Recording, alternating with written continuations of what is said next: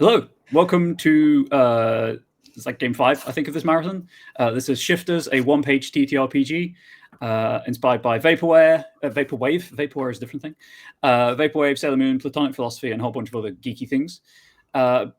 Before I get my lovely cast of players to introduce their characters, chat, I need your help because I'm terrible at naming things. If everyone in chat could put down like one suggestion for a pub quiz team name, that would be a huge weight off my shoulders.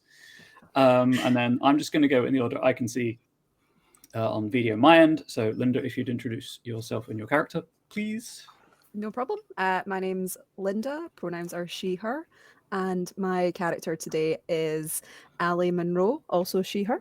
Do you want me to go into details about what she may look like? Just broad stroke visual description. Broad strokes. Very much a university style character, bobbed hair, brown, glasses, sort of kind of a little bit sleepy a lot of the time, but she wants to believe in a better thing and better things for the world.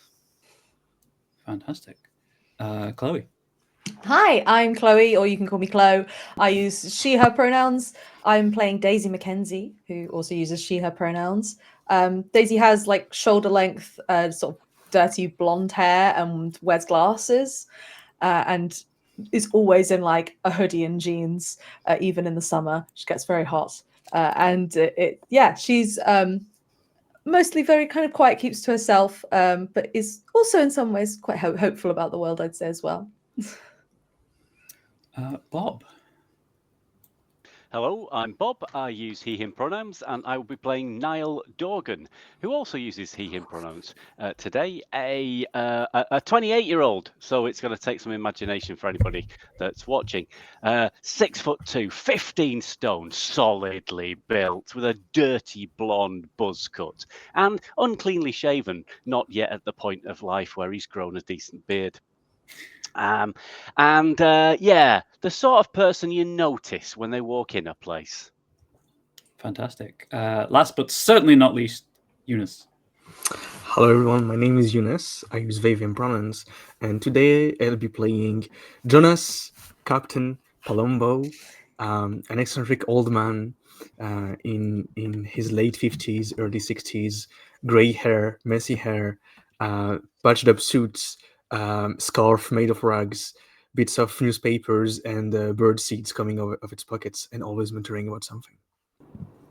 Fantastic. Also, I want to take this time to say I love your earrings. Thank you. We've all already complimented Younes on their earrings. That's brilliant. And my name's Ryan. My pronouns are they, any. Before we get started in earnest, now I've had the introductions, anyone watching, content warning for depression. It's not going to go like super explicit, and there's no self-harm or suicidal ideation. Just some descriptions may hit close to home if you have experienced a depressive episode before. I've cleared this with my players and reminded my players if you need to move on, the video chat, so if you just want to press X, like send just the letter X, we'll skip ahead to whatever happens next. So our story today takes place in the Peak District town of Thornmount. Anyone familiar with the Peak District? It's entirely fictional, so don't go looking for it. It takes it's where Matlock is, along the River Derwent, in the middle, at the bottom of a deep river valley, but with an entirely fictional history. Our cast of characters are what is known as shifters. They can step between our world, the minor world, and the major world, which is a world where emotions are given form, they can manifest, and they can influence humanity. Not everyone can step between the two worlds, and it is up to shifters, such as the cast of characters, to resolve problems, make sure the border is never broken, things of that nature. Very stereotypical urban fantasy setting. Our cast met as a pub quiz team and gradually realized that they all shared this ability. Jonas is a much more experienced shifter than the rest of the player characters and has an advancement to reflect that. So I believe he's the only one with a +2 with a modifier of 2, yes.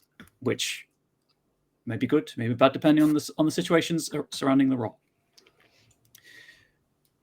Our story begins in the King's Shilling. From the outside, it is the stereotypical country pub.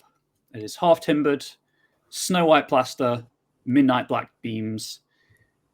Inside, it is much different. It's far more contemporary. It's loads of secure, comfortable booths, plushly upholstered benches, tables perfectly lit with mood lighting, just bright enough that you can see everyone without eye strain, but dark enough to have that nice, cozy atmosphere.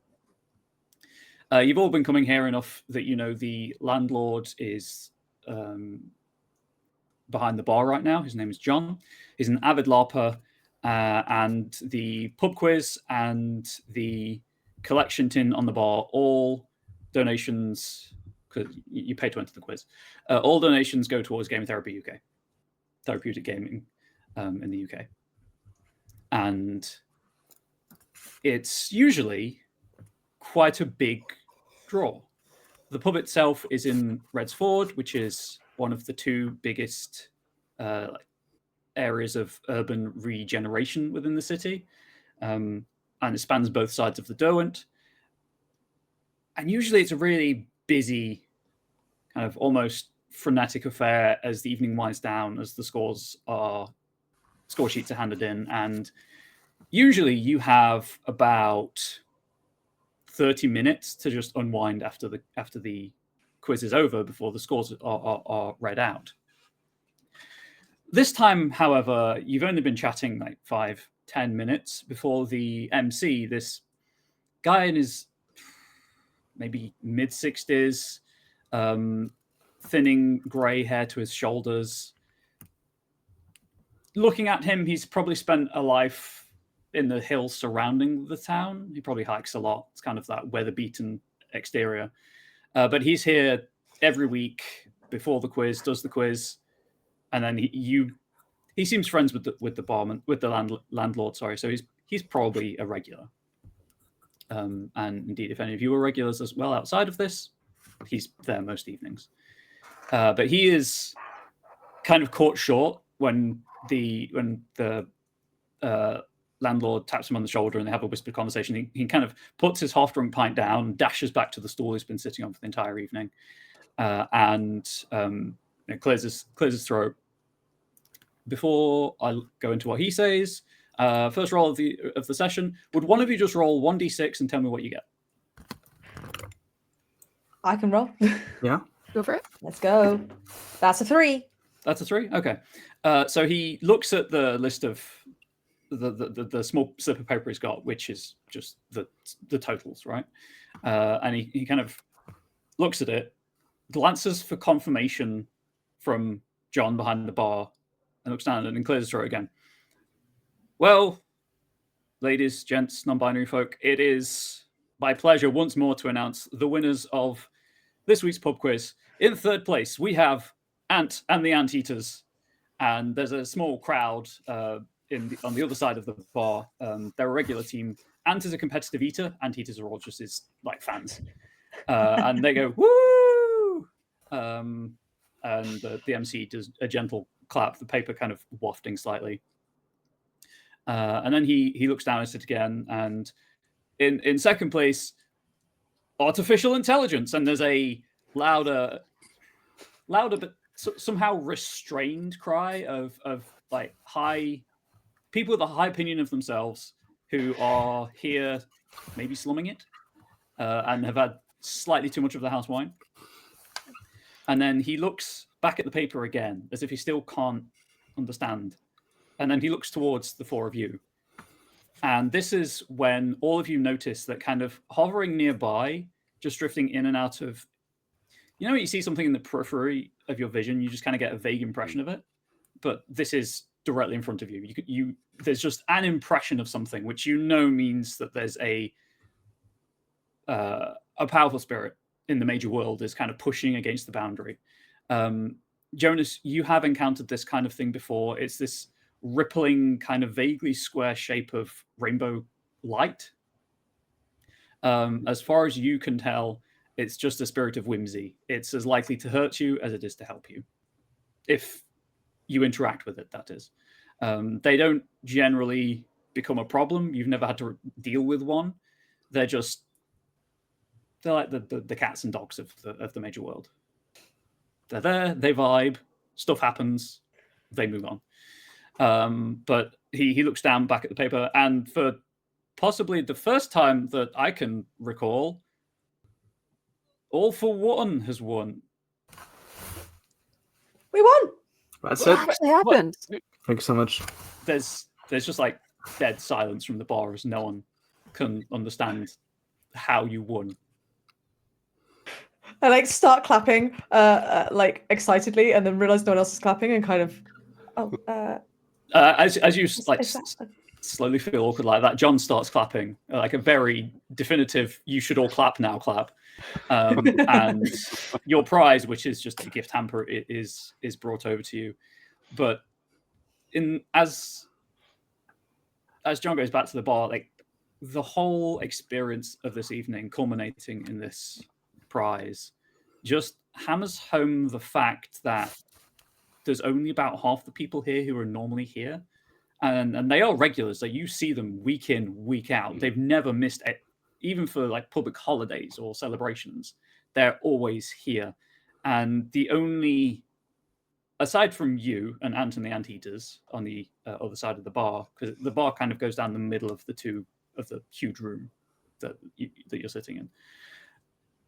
There are no other regular teams. The only face you recognize is, apart from the MC, obviously, is a like medium build, red-headed guy. You think his name is Morris or Maurice or something like that, and he's just been sitting at a stool at the bar, drinking, kind of idly playing with the condensation on his glass and making patterns on the smooth wood of the bar top for the entire time. And he's usually what you would politely term rambunctious.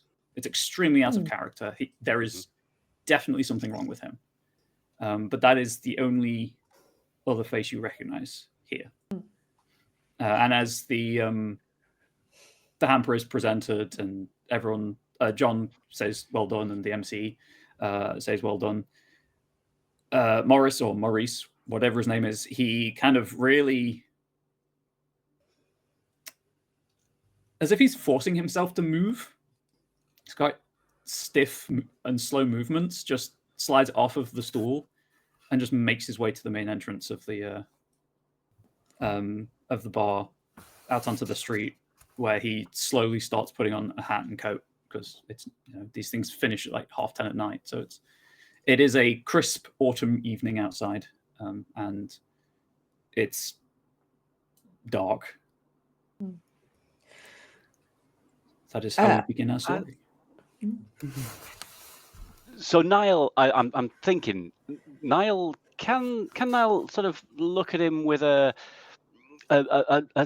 sort of doubly professional look, sort of partly in that ex-bouncer, is this person going to need some assistance type look, but also maybe an edge of, do they look like poorly, like they need some sort of proper help, Maurice, as he's wandering out? Okay. Would you prefer to roll with compassion or psyche? Because those seem like the two. The rationale you're giving. Yeah. I'm thinking this is a compassionate sort of thing rather than a thinky logicy type of thing. Yeah. Okay. So you're currently in the minor world. So if it's closer to compassion, it's a plus. If it's further, it's a minus. Okay, so I'm on a 0 on this axis, so I do nothing with my roll. Is that right? Yep. So just whatever you get on the d6. So for people watching, we've got 5 axes, and each axis has a modifier, and you just roll 1d6 and add or subtract the modifier. What did you get? I got a 5. A 5? That is syncopation. You succeed at a cost. Did you have a proposed cost, or should I just go crazy? Go crazy. Fantastic. Yeah, let's go with this. So your next roll, please remember this, you have to roll 2d6 and pick the lower result. Okay. As you take a moment to just study Maurice, it's still, you're not entirely sure. And he is definitely He's not physically ill. Hmm. You've seen depression in people before, Hmm. and it's definitely trending towards that. But there's this. It's like someone has draped a funereal shroud over him, and it's like weighing him down. Hmm. Because every now and then he does perk up ever so slightly. Like you see the spark of life return to his eyes, Hmm. and he straightens ever so slightly, and then it just pulls him back down to a stoop again. It's not natural. You know that much. I will see you sort of looking at him and turn to Niall and say, is your professional opinion that something's not right there? Because he looks a bit, I don't know, sad, ill. Yeah, I think he's sad, but he's beyond sad. He's beyond, and I don't know quite. I don't know whether it's something that maybe we know about more than other folk in this pub do, but there's something not right with him. Well, that could be true, I suppose. And I like immediately look at Jonas like expectantly, like, is this? Do you think this is something that we can help with? Jonas takes his glass of water and just downs it, and then uses the glass as a kind of like looking glass and looks at the people in the room and starts like observing the people to check, kind of like much like Niall just did, but he will turn his eyes towards the groups who were not in the lead during the quiz and look at how they hold themselves, which kind of like mood is imitating themselves, because Jonas thinks that it's possible that that Morrison or Morrisonson, whatever his variation is, could just genuinely be sad, or there could be something more afoot here. And the best way to look for clues is to look at, is this like a local effect or something very localized in somebody. So he's looking around like a captain on a boat with his glass. Very well. It sounds very much like you want to use mind as your virtue, your compulsion for this. So if you do want to roll 1d6 and add your mind to it. Yeah. Would you say psyche? Psyche makes sense too, or mind? Well, mind is gonna give you. I'd say mind. Well, I mean, it is the axis, isn't it? So yeah. Okay. All right. Let's go for mind then. That's a -2 for me in that state. It's +2 for you. Oh, but the stats I put there are the ones for like the major world. So we're in the minor world right now. So if it's closer to the minor end of the axis, it's a positive modifier. Oh, okay. So if you want to, if you do want to flip that on your character sheet, so it makes more sense to you. Yeah. +2. So if you want to go with psyche, that's fine too. Yeah, I'm going psyche because that's flipped for me. Which is good because I rolled a 10 -2. That's still a 7, which is still good. I think it's only 1d6 that you roll. It's only 1d6. Both of them are 5s, which is good luck for me. That's a 3. It's still a success at a cost. It is still a syncopation result.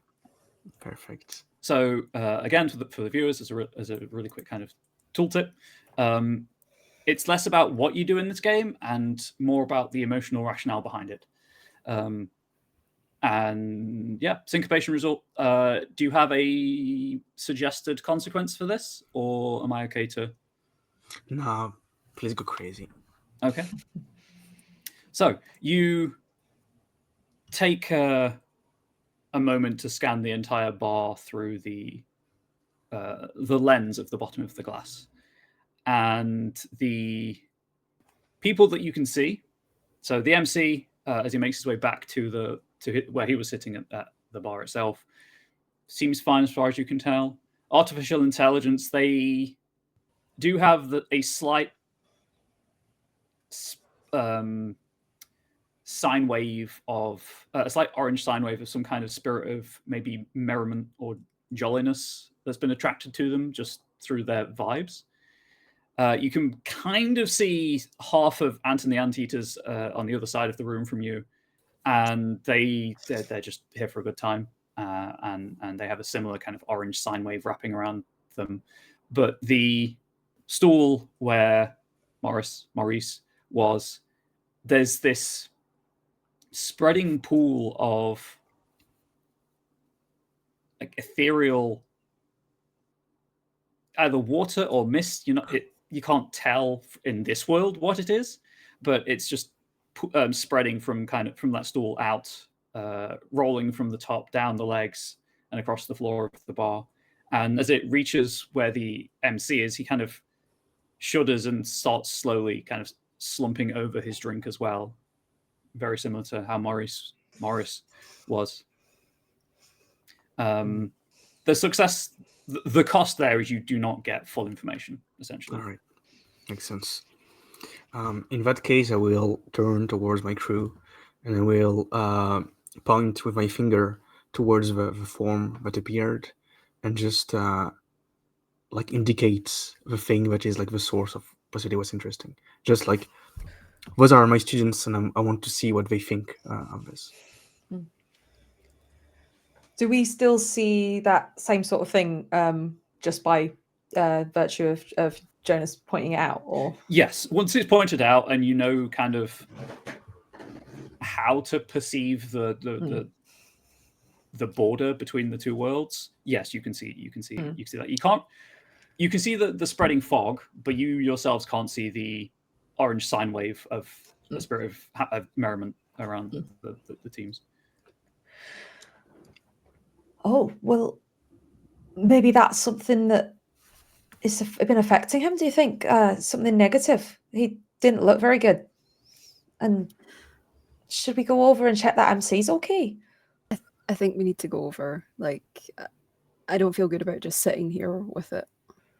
All right. Can we go together? Sure. Hold my hand. Okay, good. And I'm extending your hands to go towards the MC. And I very like happily grab Jonas's hand and follow. It must look so odd from the outside. Like, I mean, I think I might stand at the back of the three slightly odd-looking ones with the sort of aura of, yes, but don't even try it. I think as well, I don't think we mentioned when we introduced characters, but Ali and Daisy are both quite young, aren't we? We're like 20, 21. Yeah. And then we have the Niall being 28 and Jonas the old man.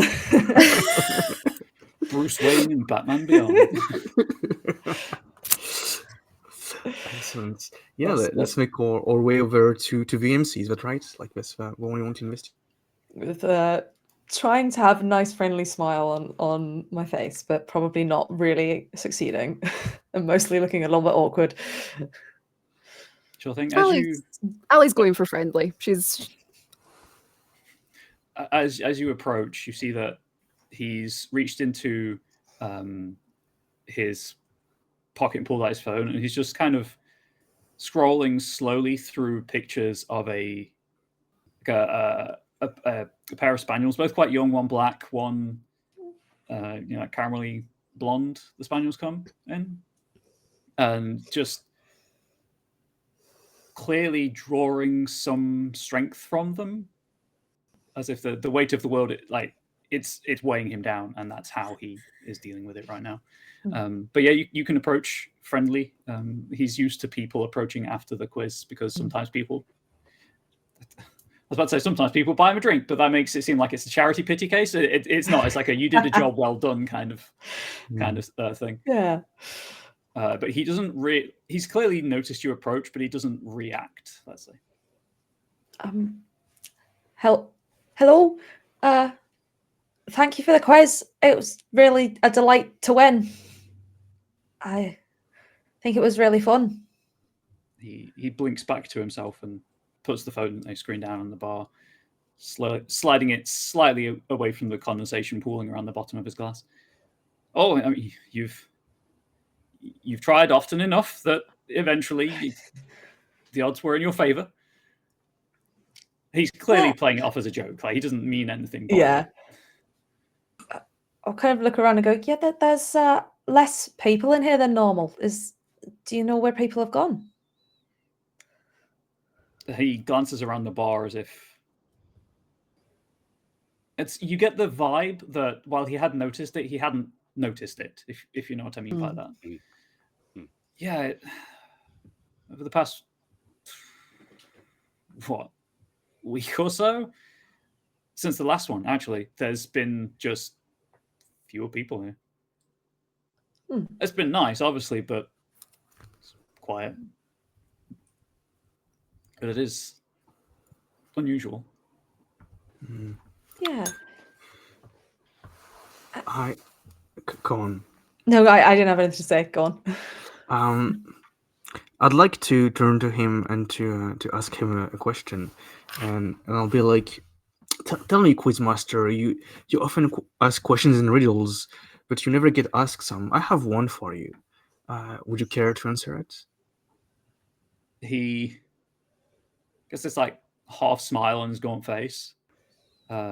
Takes a sip of his pint. Sure, go on. Right. So here's the idea. Jonas will ask him a question, and it's like kind of like a probe, trying to get his mood from that, depending on his answer. It's like and the question is, if stones had ears, which kind of music would they love to hear? And that's like a very open-ended question, and I'm trying to read his internal state based on his answer. He ponders it for a few heartbeats and is clearly giving it a lot of thought to approach the riddle from all possible angles, and concludes that he could give you any answer here. So he, as his brow clears, he laughs, but there's no real humor in it. Rock, obviously. Yeah. What about his tone? How did he say it? Was he jaded? He's clearly trying to put a positive face on how he's feeling right now. Right. Jonas taps his shoulders and say, "So old and sad." As you touch his shoulder, you feel just your fingertips go cold and dead. Yeah. So it's clearly like a spirit here, but like the question is this normal in the sense of, is it just him like going on his life and experiencing just like, or is there something more afoot, something that's more active than it should be? Well, it looked like it spread from Morris Murray's, didn't it? Yeah. So I would guess probably the latter, or something that is affecting. Yeah. The question is like, is it feeding or is it nurturing? Like, is it something that feeds on something that's already here, or is it planting seeds? That's I hadn't thought of that. Assuming that we've stepped away from the MC and he's not involved. Yeah, in this you can conversation. come back to your table at this point. That's fine. well. Let's go on. As we're going back, can we sort of avoid standing in the fog of doom?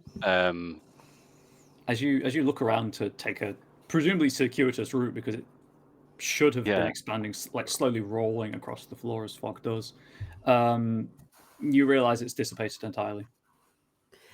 I wonder if we should follow Morris. Yeah, I'm worried about where he might have gone, what he might be doing. Hopefully he's just gone home. Do we know where he lives? No, know his but name. equally, it hasn't been all. It's one of the vagaries of role playing. It hasn't been that long. It hasn't been that long since he left. It's just... like Ali is standing up.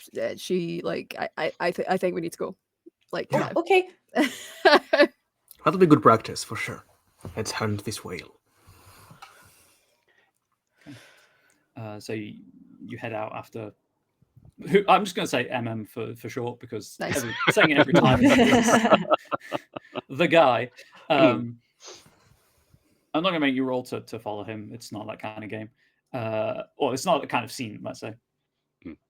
You can see as you step out into the chill autumnal night, breath slightly fogging in front of you, stars twinkling overhead, the deep black of the sky punctuated by their brilliance.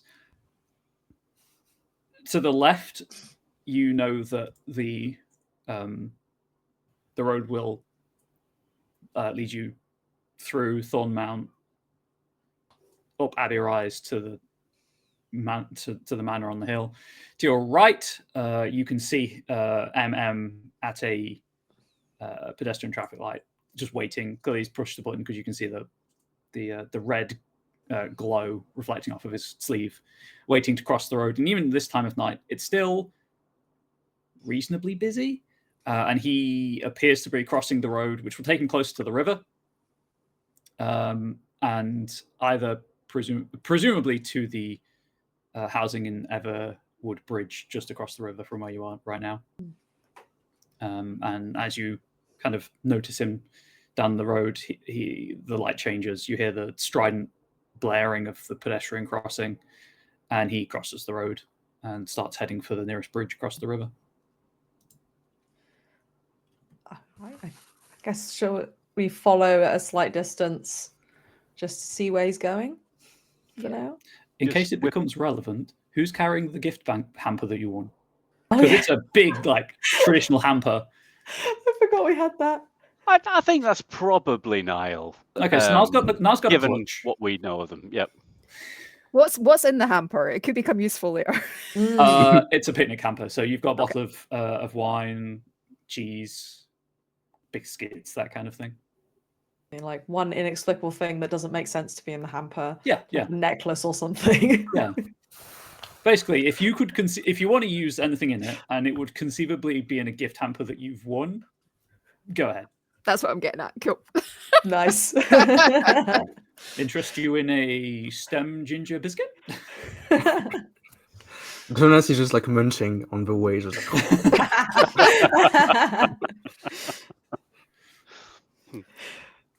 Okay. Do we notice any trails leading off him still? As you are looking specifically for that kind of thing, you are too far away to make out anything of detail, particularly as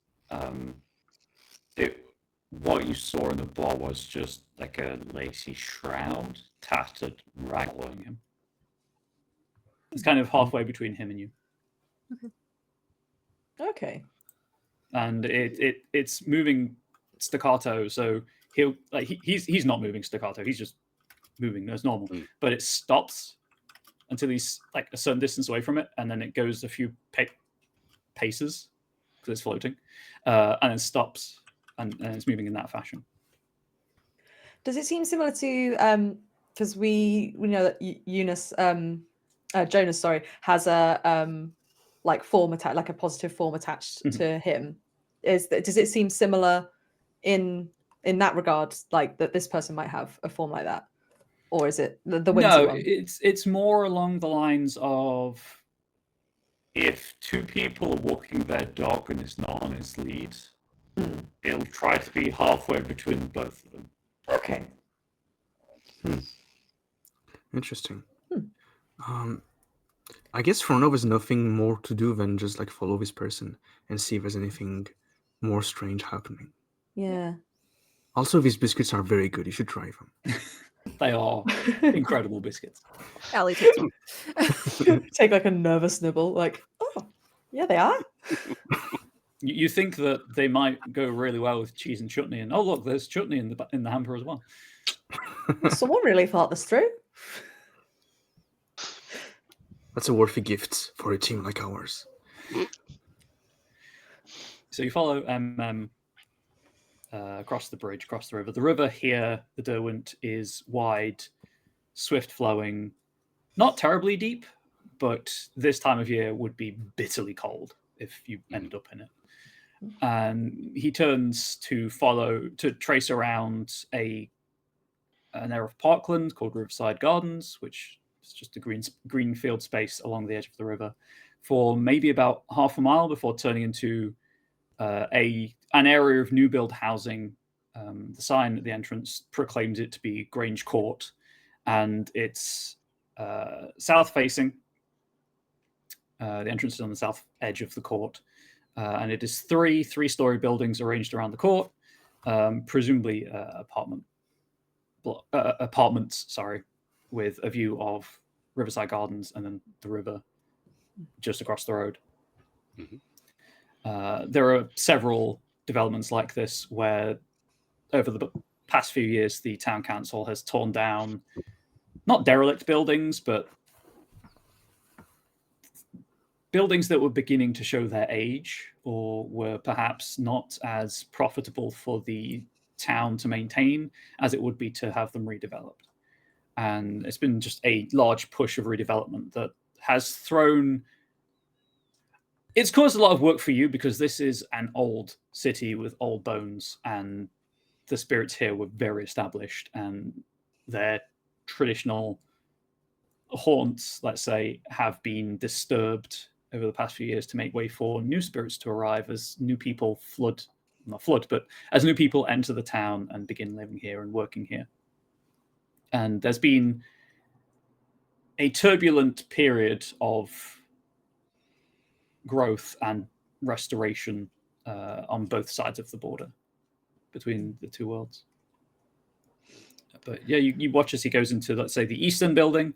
It seems to be built along the floor plan of at either end there's a staircase, and then there's just apartments in the between the staircases. Okay. He goes into the eastern one, the closest staircase. Well, at least it looks like he's going home. Perhaps. I have a practical question about the minor and major world. Mm-hmm.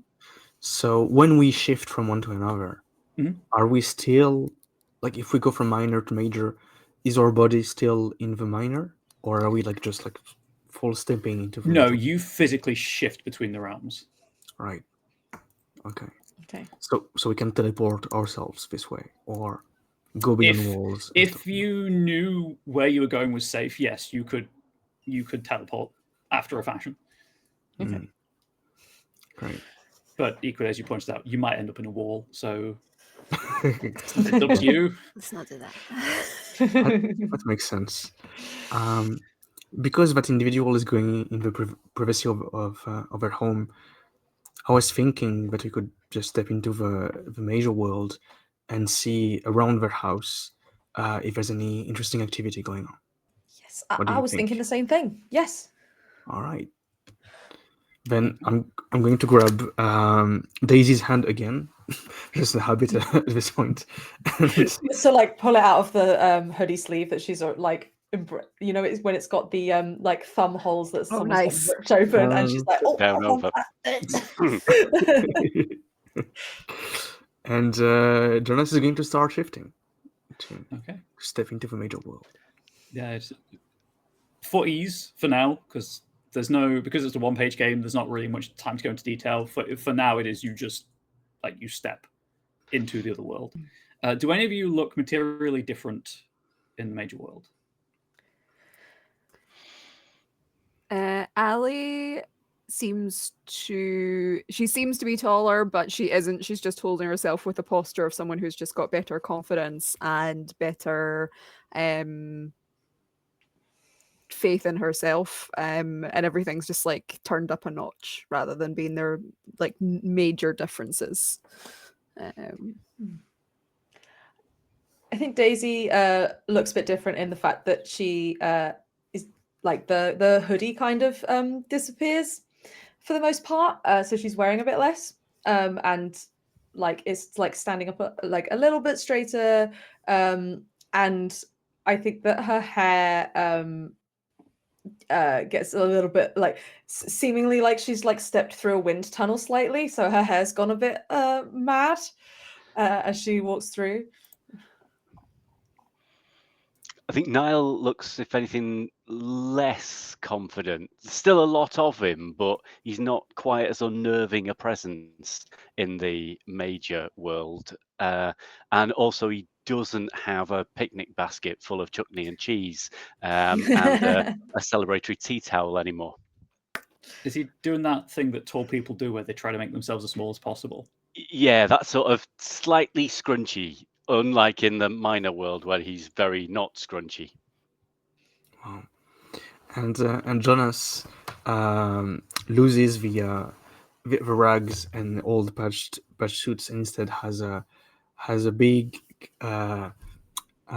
captain vest flowing behind his back as the wind is going, has a captain's cap on it, has hair but is like even more messy, but like because of the wind, because of like actual activity, and looks very much dramatic. I would say that his art style has changed from realistic in the minor world to something akin to a comic book almost in that major world, some kind of like idealization, and like very much like carrying himself as if he was always going against the wind. There's always something flowing. He's like looking like maybe almost like a head taller, just like less hunched, and eyes peering at the horizon.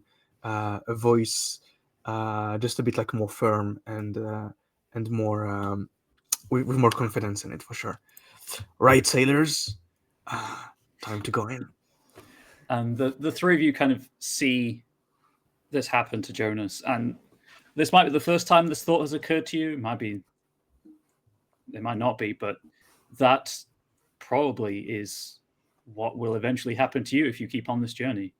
Obviously, you may have you have your own feelings about this, but he is definitely the closest thing you have to a goal right now. And as you shift into the major world, the scene around you, as you're used to it doing, changes. Above the midnight black of the sky, it becomes more of a soft charcoal gray, the stars becoming literal points of silver light within it. The space around you changes and reflects the memory of the earth, and it doesn't remember day or night, because what need does the earth have of day or night? It knows only the soft caress of the wind blowing nearby, the embrace of the white clouds of sheep nibbling on the grass at your feet, and the knowledge that everything that is taken from it will one day return to it, and it just exists in the state of boundless, infinite patience and love. And you know, looking at it, that this is how this exact spot in the minor world would have looked centuries ago. A grange, for anyone who doesn't know, it usually was a farm owned by the church. So stuff made here would have gone to the abbey on the hill. And if you, as you have always done, if you look that way, you can see the looming presence of this tall, pale stone building on the horizon. And you have a few seconds of that, and then that, like, it's as if a wave of static blasts through your mind, and 1,000 tiny pinpricks score your skin. And where this lovely pastoral scene was, you can see the translucent, almost holographic image of the three buildings that make up Grange Court. But now the grass, where it was once lush emerald, is now stiff, steel blue, grasping for you. The sheep, the soft white clouds, are now the foreboding black grey of thunderclouds, and they are lit from within with flickers of lightning as they float into the sky and expand to cover horizon to horizon, blotting out the abbey, blotting out the other side of the river. And the buildings ahead of you are buildings no more. They are barrows, and the banshee wail of the wind rushing past them sets your teeth on edge. Something is very, very wrong here in a way that not even Jonas has encountered before. Just so we're on the same page, out of character, above the table, whatever. Do you all know what a barrow is? Vaguely, yes. It's a 9-inch burial mound. So usually there's at least one corpse in the middle of it, determined by a lot of factors. But these barrows are the size of a 3-story apartment block that has 2 staircases and 3 apartments on one side. I think like Daisy, as soon as we like shifted, has like gone to start like rummaging around where the buildings were and kind of like investigate, like wildly looks around at the others and's like, right, that's not normal. What was that? What? Do any of you know what that was? Captain? There's a storm coming in. That's bad news. What kind of bad news? And indeed, it starts to rain. Ice cold as it finds every exposed piece of skin on you.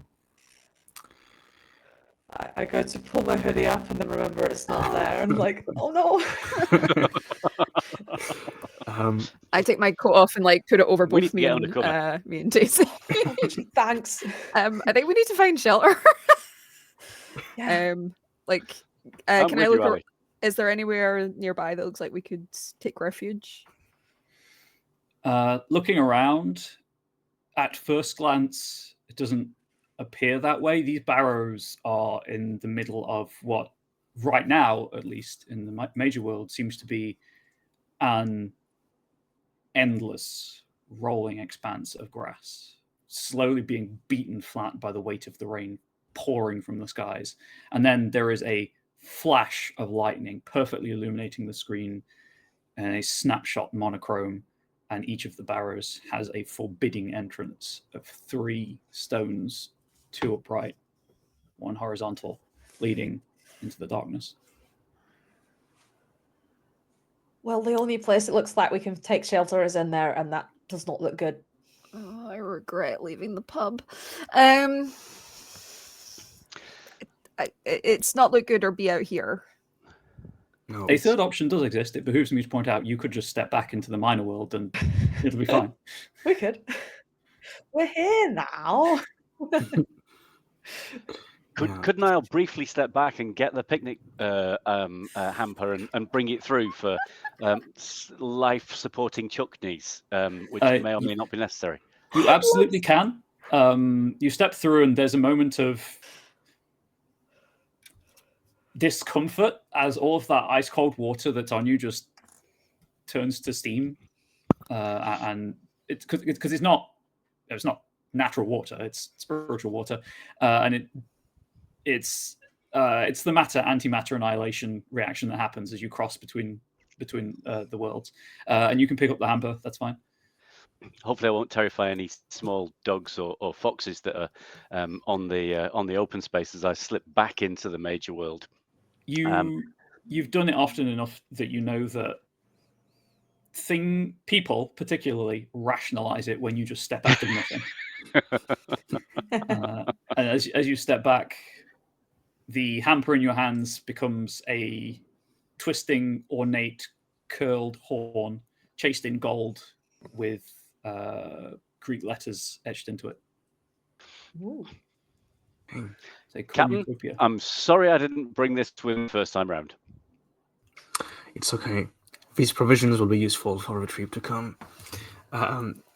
Captain is just like extending his arms, closing his eyes, and trying to feel the rain as much as possible in his body. He wants to get a read on which kind of like flavor of storm are we going to get? Is this like a wave of sadness? Is this a wave of something else? Okay, for sure. I mean, that sounds mostly like you're just trying to let your intuition drive you. So I'm good if you want to roll with psyche. For sure. Because now we're in the major world. Now we're in the major world. You're rolling with Ares, Eris, Eros, Thurnus, and Psyche. Yeah, that makes sense. So I have on Psyche because it's far. I rolled a 5, and I should have a -2 if I'm not mistaken. So that should be a 3 in the end. Okay. Was this not your positive modifier now you're in the major world? It was the opposite. Okay, that's fine. That's fine. So a 3, syncopation. So before I address that spirit of whimsy is still present. It is hovering in the middle of the court, and now that you have crossed over, it seems like a square window in the middle of the air with just countless eyes watching through it, blinking at off sequence, and it gets bigger and smaller, and it's very much an insubstantial being, let's say. And as you close your eyes to take in the storm, that window pulses brightly, almost bright enough to rival the flash of lightning, and a coruscating wave of red just washes out from it, and the wind whipping through this clearing is the wrong word, but whipping around the barrows rises to a fever pitch. If you could all roll 1d6, and whoever gets the lowest, let me know. I got 2. I think it's me. Oh. Yeah, I was like, there's one more. That's a 1. That's you. Okay. So the next roll that Daisy makes, please, would you roll 2d6 and pick the lower result? Sure. As just a wave of numbness passes through you as the red light hits you. With a 3, syncopation from Younes, you allow the rain to wash over you, the chill air biting the water, soaking you, perhaps literally in this world, through to your very bones. And it is just cold and numbing and leeches everything that makes you from your bones and your soul. I'm just going to say take a hit. You can take 2 per scene. You aren't necessarily killed or knocked unconscious once you've had the 2. You just cannot roll dice to meaningfully interact with the scene after you've taken the 2. But you can still talk and contribute. I see. But it's just such a powerful experience that it shakes you to your core. But yes, the knowledge you gain is that it is apathy. It is the storm raging right now. Apathy. All right. Just want to shout out that we got 2 effects there. Not from the syncopation, but as Sanguis Blue has just realized, the donation created the red negative effect. Oh. Thank you for that. Well, we're doing too good. Keep hurting us. Donate. I want to point out there's also positive and neutral effects. So, can Niall have? I get the sense that Niall would see this sort of wave overcoming the captain, and maybe reach a hand out and put it on the captain's shoulder, in a sort of supporting and we're still with you sort of way. So one arm with the cornucopia and one hand out, firmly but not unkindly, on a shoulder of the captain. The captain turns and smiles at Niall. Well, Niall, I believe we'll need that life supporting chutney very soon. Let's get shelter. Let's go inside the barrow. There are 3 barrows, east, north, west. You know, in the minor world, that MM went into the eastern building. think we I ought to feel go like in that one. Eastern. Yeah. Yeah, makes sense. Okay, you head for the entryway into the barrow, and it's very much like, if anyone has seen it, the entrance to the Roads of the Dead, the Dwaro Delph in the Lord of the Rings, which are far older than I care to think about those films. Don't remind me. And the Stygian darkness of the entryway, just there's no better word for it.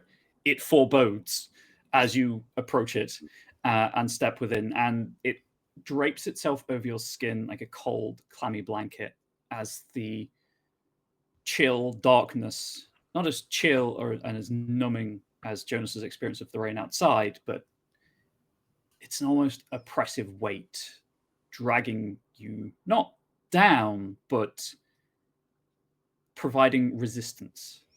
You almost have to force your way through it as if it's a physical object rather than the absence of light. And then you kind of push through this threshold and you are in a stone-lined room, stretches some distance ahead of you into the sides, and there's just piles of polished metal, weapons, pottery, woven goods, a small handful of painted wooden objects, and here and there across the floor, the distinctive rubble mounds of cairns. Just out of character, before anyone points out, you don't usually get cairns in a barrow, but you don't usually get barrows on valley floors either. So this place is definitely a place of death and remembrance, and you can feel the weight of memory lending strength to the air around you, and they're far too weak to be any real problem for you, but that you can see a few spirits dotted here and there, almost like cobwebs broken in a breeze with just the faint speckles of dewdrops covering them. You don't know how long they've been here. They're too insubstantial even here for you to figure out what they could possibly be spirits of, and they are definitely not strong enough to have manifested as a form and to be altering the major world in this way, to the point where it's affecting the minor world as well.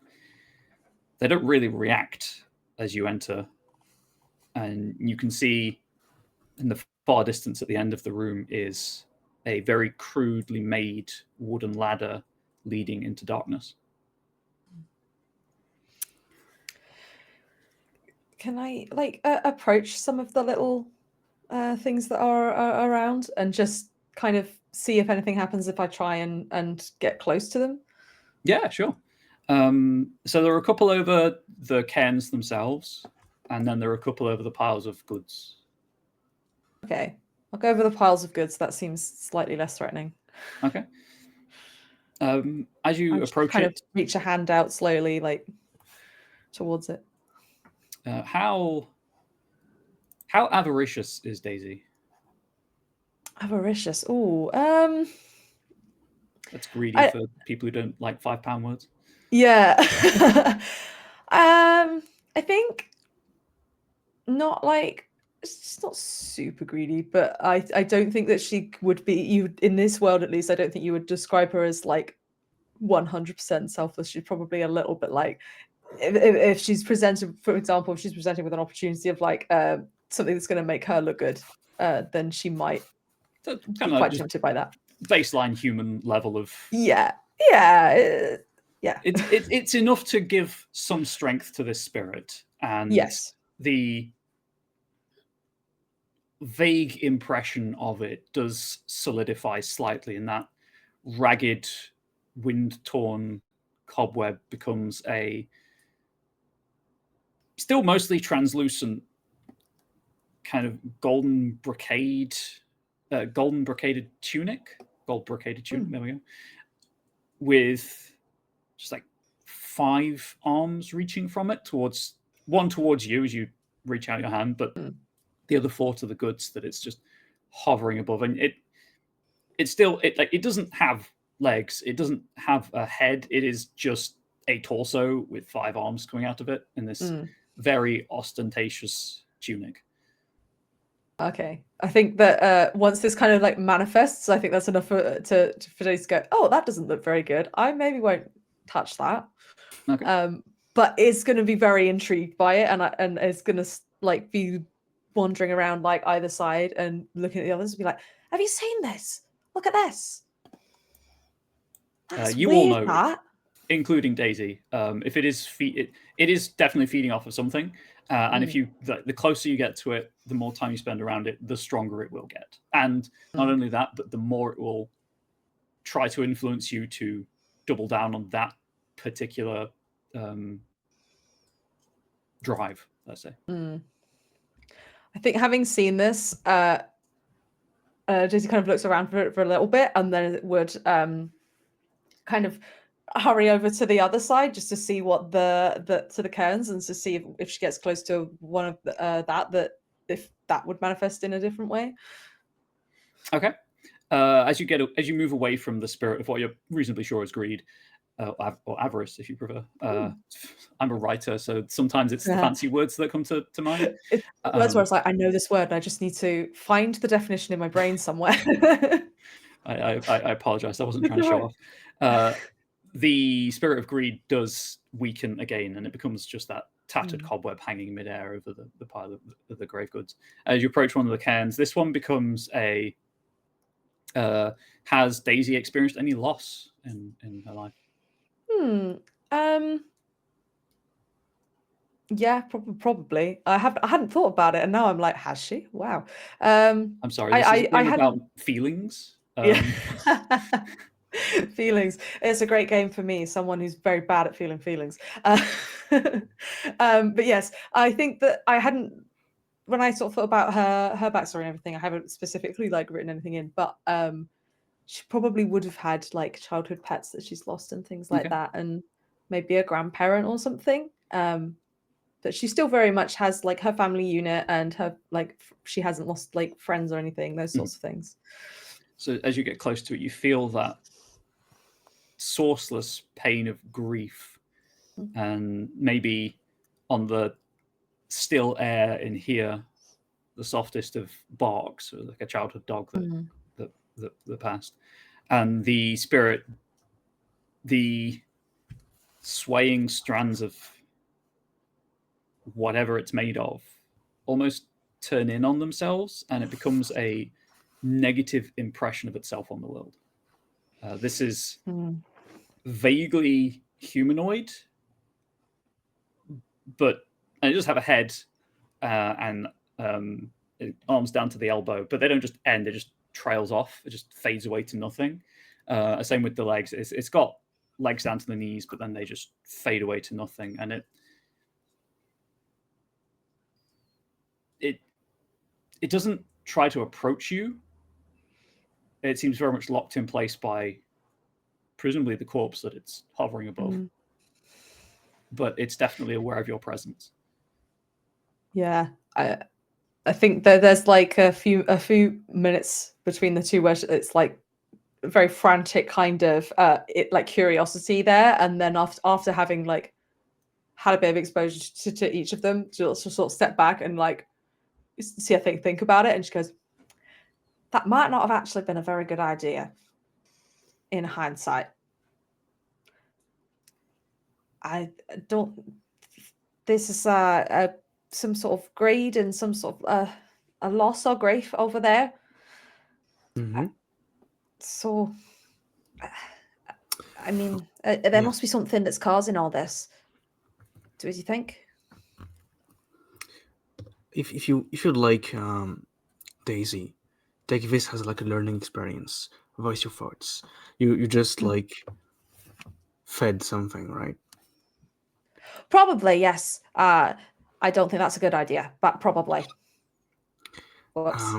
If you look at the thing outside, that big storm, if you've seen how the form, the spirit has fed on the quiz master, you've seen how it followed the Morris, and right now you just fed that spirit of greed in a little way, and maybe grief at the same time. Now think about that storm outside, something that big. What does it mean? That there's something a lot more than a little bit of greed and a little bit of loss going on. Like something really bad. Yeah, it's feeding on. It's going to feed on the whole town if we do nothing about it. But it also means that it's already being fed at the same time. It's not impossible that Morris has been one of the person being fed by this stuff. Perhaps it's. Do you think Yes. one of these little ones, perhaps could do something like that if it was feeding on the whole town, like you say, like everyone at once? Well, it's a small town. Well, Big. that's not It good. would need to go to London or something, where there's all these bunkers. That's true. What I'm wondering is, so we have this big storm of apathy going on. That's the closest name that I could think. Apathy. That's what I felt. So it's both influencing the world and being fed by people here. If I was alone, I would just go inside the storm, blaze in, and find the form responsible for this, and win against them in a one-on-one fight. But because it's all of you here, I think that'll be way too dangerous. Surely we'd just have a better chance. It's a 4-on-1 fight. I like those odds. I like this. I like that spirit. That's a good, Daisy. That's good. What do you think, all of you? Should we fight this? Ali would have been like drawing nearer the ladder at the end of the room while this conversation's been going on. Just because she's quite curious about the upper areas of this structure, as it were. I think it would be beneficial if we learned a little bit more about our surroundings before carrying forward. If you're saying that a storm of that size couldn't be, we'd have to come from somewhere else. Maybe it's being drawn here for a particular reason. That is quite smart. That is quite smart. You can trust an architecture students to pay attention to environment, I guess. It just makes me think that there's something important happening, because as we've just kind of said, why would it come here, or what would be feeding something to be that size here? Yeah, I think finding that would be the key here. So if you have a place you want to explore, lead and we'll follow. And Ali's going to go up the stair. Yeah, okay. Let's go. You reach the ladder, and it's extremely crudely made, rough, unplaned wood, barely more than tree branches lashed together with some kind of coarse twine, and there's no way any of you are getting up this without at least one splinter or a small abrasion from the homespun twine. And Daisy definitely has at least 5. Not being careful. You climb up and up further into the darkness, leaving the burial site behind you, and you reach a point where the ladder seems to stretch infinitely into the darkness of the barrow. And it doesn't seem to get closer, as if this ladder is infinite and just goes on and on and on.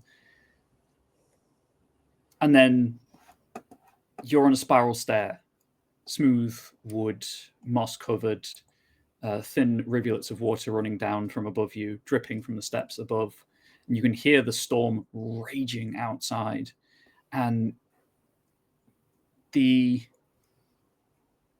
clarity of emotion running through the dressed stone next to you, beneath you, above you, embracing you, takes your breath away for a moment as you're just a sucker punch of loss and grief and emptiness and solitude envelops you. And then you can breathe again, and you're still aware of those feelings, but they aren't your feelings. You can distance yourself from them. You can go up or you can go down. The ladder itself is gone entirely. I feel up. Keep going up. Yeah. Yeah, absolutely. Climb to the next floor. The steps are worn, tired, old, and you step out onto a exposed corridor. One side, weather bleached, cracked oil paintings, once ornate frames tarnished with age and eroded by who knows how many years of exposure to the elements. On the floor, a once ostentatious, perhaps, plush carpet, threadbare, ragged. From the ceiling, lighting fixtures for candles, not electric or gas. Not quite chandeliers, but not far off, just the remnants of former glories in a place long fallen into disrepair. And the right-hand wall is ruinous. You can see gaps in the stonework around the windows where the stones have fallen in or out. The storm rages outside, the rain sluicing through the windows, running along the floor, down the steps at your feet, and in places just pooling. As you step onto the carpet, it squelches underfoot, and there's a grief that is not your own washes over you again as the flash of lightning, rush of wind, as you become fully exposed to the storm outside, and through it all, just a numbness, a feeling that it would maybe be better just stop, slow down, go to sleep.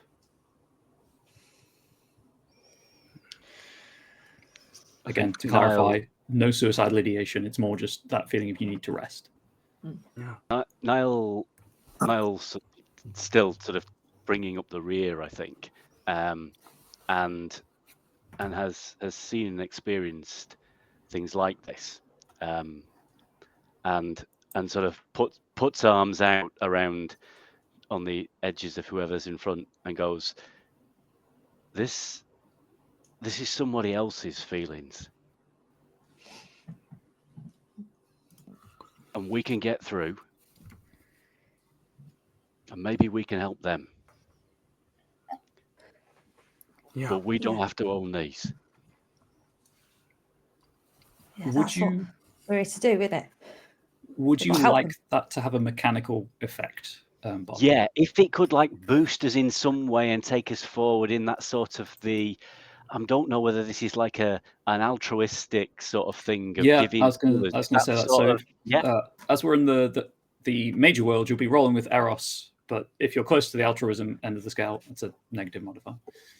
Okay, all right. So You also have to roll 2d6 and pick the lowest because of the consequence from earlier. yeah, yeah. Oh no. Okay, so maybe I should have not done that at this point in time until the dice decided to roll better. But a total of 1 seems pretty pants. Okay, Womp womp. I will give you a devil's bargain because anyone watching may have picked up on some, or who watched the interview may have realized there's some blades forged in the dark DNA in this game. So you can accept the failure, and on a downbeat, the form that you're going after does something. after 3 downbeats, the scene just ends negatively. So it can continue, but no matter how well you roll, the scene will always have a negative outcome. Or you can succeed at a cost in that everyone else gets some form of boost, but you take in all of the grief that they're afflicted with. Oof. Oh, That. Hmm.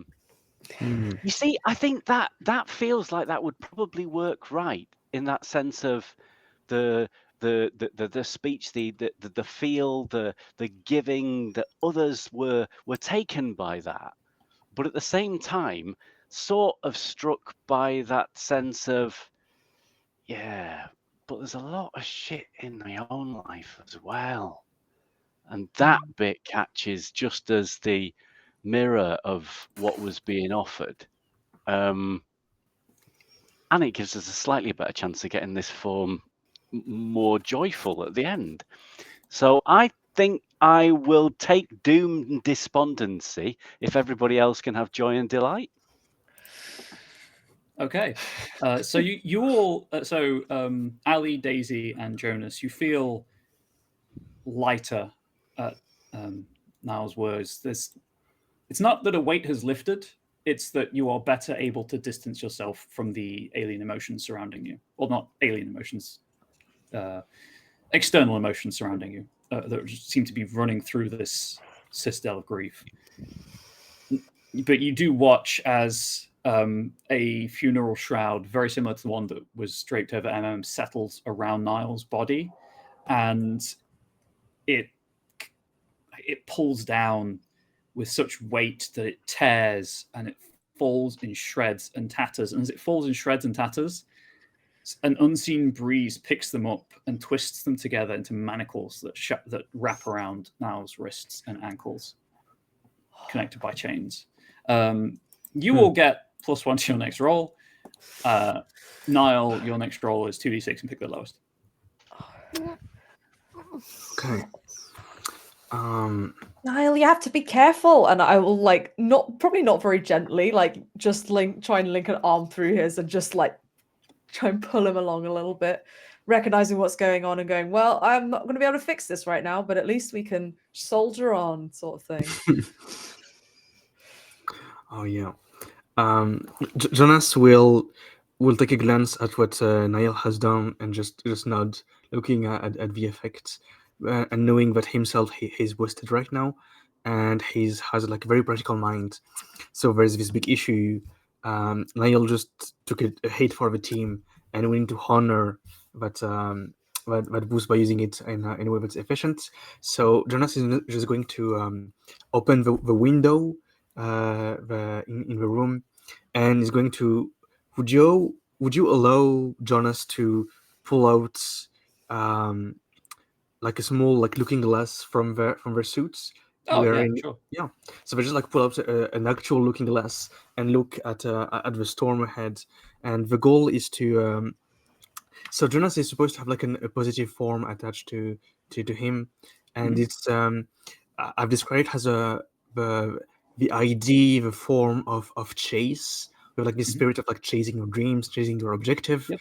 And because they are right now hunting something, and this form has always takes the shape of a big whale somewhere in the horizon, never close, always far, always something to look ahead. Jonas is looking glass, trying to look at where's the whale right now, because the whale is the thing I'm chasing. So the whale should be close to what I'm chasing right now, this taunting whale. Where is it? Damn. There's no roll required for this. You pan around the rain, as you are used to in this world, is almost drops of.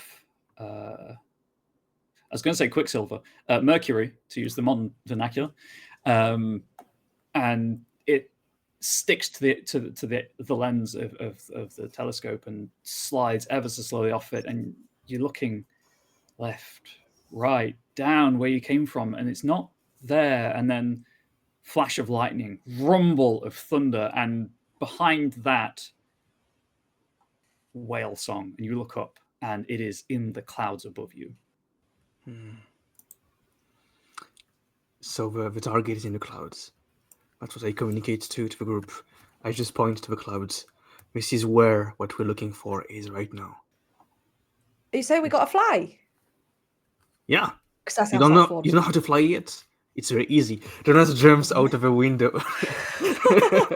Roll for gravity. All right. It's a good one to ask. Can we fly in that world or not? Not currently, no. All right. Jonas grabs the windows like just joking.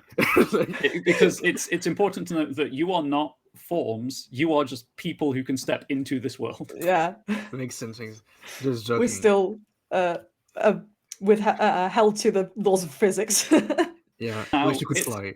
It's possible that there are places in the minor world, in the major world, sorry, where gravity does not apply or applies less, let's say. But this is not one of those situations. I think as you like go onto the window, like Daisy fully believes you, and her eyes just like go wide and be like, "What?" I feel like Ali's going to want to try and grab your coat. Well, you'll learn how to one day. I forgot how to fly years ago. One day you'll be able to. Don't worry. Are you playing with us? Because now's not the time. Yes, that was a play. Fine. All right. So we need to go up. Does the ladder?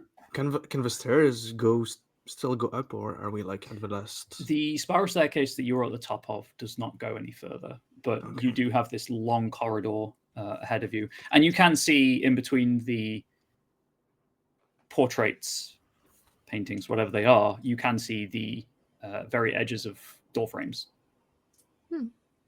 You can't see the far end of the corridor like with the barrow. It just stretches far ahead of you. But the darkness here is obscuring the end of it rather than the ceiling above you. Is there, and I apologize if you already mentioned it and I missed it, is there any kind of fireplace situation in this room?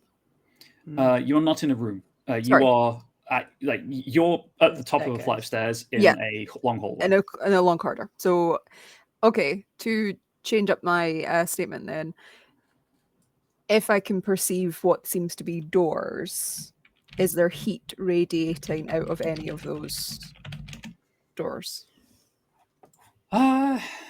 You wouldn't be able to tell from here, unfortunately. You'd have to get close to each one and try. I'll get closer. Okay, you go into the nearest door. The nearest door is at one point, you can tell it would have been incredibly ornately carved, but the wind, the rain, the temperature differential has just worn it almost smooth. It's cracked, it's hanging off its hinges, and it like the rest of this building, it's held together by the sensation that it must remain standing. You can see beyond it is a room, like directly opposite you, there is a fireplace, dust-covered coals. The fire irons have fallen over and are just covered in a mound of cobwebs, dust, wind-blown debris that has made it through the crack between the doors. There's furniture, but it's too it's too dark in here to really make out anything beyond what is directly ahead of you with what light comes in through the broken wall behind you.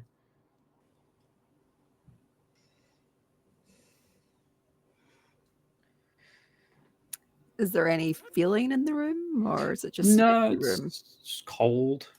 It's as cold as the rest of the hallway. It's trying to think of a suitable description. It's got that dank, musty smell and rundown vibe of a memory that hasn't been seen very often. Okay, in a slightly completely change of tangent, in the fireplace, is there a draft coming from the chimney? Do you cross to it? Like I'll open cross. the door? I'll open the door and cross it. The door creaks on its hinges loudly, and as you You have to lift it slightly to open it because it's hanging. And as you let go, it just slams into the... unless you put it down carefully. Your choice. I would like to put it down as carefully as I can, but it's probably gonna, like, I'll probably put a little bit of like effort into it and forget that I've put that much effort into it. Sure thing. So as you open it, it opens out into the hallway. Okay. The hinges creak loudly, and then you lower it to the ground, the like inch you had to lift it, and the wood itself creaks and cracks, and there's a cloud of powdery splinters as the hole in it widens, and part of it just falls off. But you can cross to the chimney. There is air movement, let's say, coming from it, and it feels strange, almost unsettling. It takes you a moment to realize what it is, but in, out, in, out. So this flow of air is going backwards and forwards rhythmically. Oh. Like, are we in MM's body? Why am I feeling that this is where we're at? Or even in maybe the building as the form itself. Yeah. Yeah. Or even the whole environment. It could be that big if it's affecting everything. Oh boy. Would you like a short break to have a quick rethink of the situation? Yes, I would. Yeah. Yeah, that sounds like a great Sounds idea. Yes. Okay, so yeah, short break time. I need to refill my water anyway, so that works out That's really well. fair. Yeah. Hydrate That's awesome. before you dihydrate.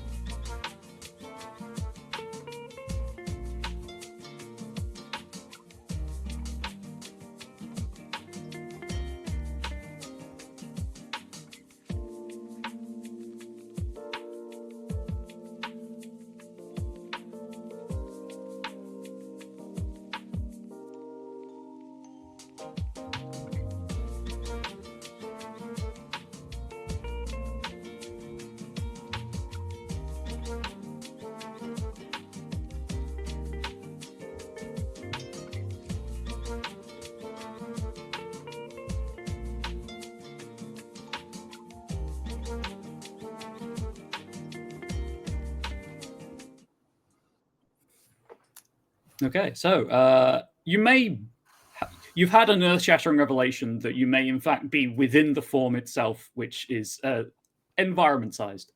Ali is standing by a chimney, a fireplace that appears to be breathing.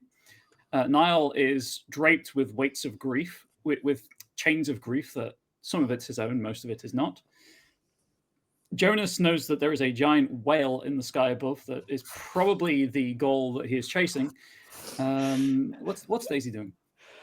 I think Daisy would have like followed Ali into the room and is probably currently engaged in looking at something completely different and possibly mundane, like some like strange patterns on the floor, and has started drawing patterns in the floor to match them, like in the dust, as she's sort of getting a bit distracted. But as Ali like points out the fireplace that's breathing, is suddenly like, oh, what if we're inside the form and that forms the whole environment, and it's now like sitting on the floor like, what? So welcome if you've just joined. Chaos reigns. It's normal here. Yeah. Ali just looking for like architectural like points in the room to focus on. There's some really nice molding in the corners. It's curiously free of dust or cobwebs, and it's in every corner that it's clear of any sign of deterioration. And as you kind of realize that, the ceiling itself is pristine. There's no water damage. The plasterwork is as crisp as you imagine it would be the day that it was laid on the ceiling. Meanwhile, Daisy with the patterning on the floor, it's almost... It's carpet, like a big carpet, like a rug, sorry. Covers up most of the floor, and then beneath that is floorboards. And you've been playing with the just idly doodling the pattern on the carpet, but yes, obviously carpeting, rugs, sorry, they're not usually crisp patterning because of the way the threads work, but this is blurry even for that. This is like the half remembered image of a rug rather than a rug itself. And indeed, as you start idly drawing the pattern, there's no substance to it. It's definitely there, but it's almost as if you're just touching the floorboards beneath as the threads part. Can I sort of like, having been idly kind of like fiddling with this and everything, realize this and start moving the threads like with a purpose to try and see if I can like, you know how sometimes when you've got like a carpet with a pattern on and you can like mush it all up and it's a bit blurry, or you can like put them all in the same direction and like try and make it a little bit clearer, like just try and make the pattern a little bit clearer and try and like just get in touch with like, what is this memory? Is it just the room, or is there something like attached to it that is important? Yes, I would, however, like a roll for this to see how well you can do this. I have disadvantage. So you have but you have a +1. But I have a +1. This is true. Okay. So I will let you choose to roll with Eros, Chthonus, or Psyche. So depends what action is primarily driving this. I think this is probably Psyche, because she's more curious than anything else. Okay. Like, there's not a purpose to it. It's more just like, I want to know what this is. So let's do that. And I have +1 in my stats as well. So I rolled 2 5s in the end, which makes it a 7 overall. A 7? An upbeat, an unqualified success. 2 more of those and the scene ends positively. Well done! Also on subjects of scenes, Younes, that hit went away when you left the barrow. This is mechanically a new scene. All right. So you start fiddling with the pattern on the rug, and as you do, you realize that if you brush it one way, it's this blurry, half-remembered pattern in this decrepit, rundown room, and you push it the other way, and it's a completely different carpet, and it feels like carpet. Do you keep pushing it? Yeah. To get more and more of that pattern? Sequins that have different colours on either side. Very much so, except it's not Nicolas Cage's face. You start brushing in wider and wider arcs from yourself. And as you do, Ali, you notice the ceiling, the molding on the ceiling starts to become, it's still plasterwork, but it is less ornate, like grapes, vines, sunbursts, and is just Artex, the stippled plaster that is awful for collecting dust. And it's just spreading in arcs on the ceiling, seemingly without cause. And then you look down, and it's directly above the arcs in the rug that Daisy is pushing, and where the smoothed rug touches furniture, and up this close, Daisy, you can see the furniture is like the upholstery is split at the seams. All of the decoration, much like the carpet, is blurred. And then as the rug smoothing, let's say, hits it, it becomes crisp, but where it was like incredibly detailed, at one point presumably incredibly detailed fine wood carving, it becomes more just slabs of chipboard with veneer, and the richly upholstered cushions becomes corduroy, but the padding is not spilling out through tears and rents. It's all contained within. And with that unqualified success, this is the memory of a room, and you are changing the memory, if that makes sense. You're shuffling to a different memory. And as you do, thanks to donation, the storm outside roars into renewed life and fury, and all of that grief and numbness and apathy that's been weighing Niall down from the three of you, from within himself, from the storm outside, from within the rock and bones of the building. It becomes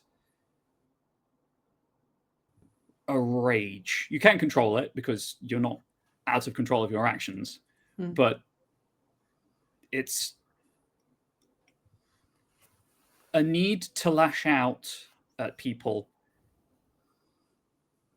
because there's no other possible way to deal with how you're feeling. I guess after the break I should content warning for depression, and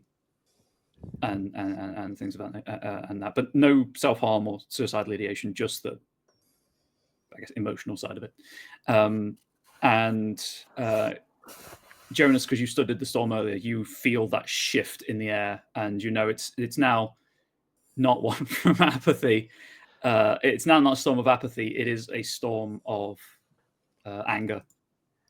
And you have that memory, that realization as the world shifts around you, a bolt of lightning crimson scoring across your retinas. And as the starbursts fade, you're standing in a very chintzy living room. Decorative plates on the wall, lace curtains pulled tight against the rain drumming softly on the windows outside. You're definitely back in the minor world. An elderly woman is stroking a cat in front of a TV.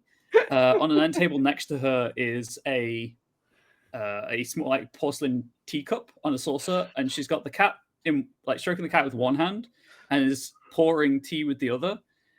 And then she notices you're there and just kind of freezes, and the tea starts pooling over the edge of the cups.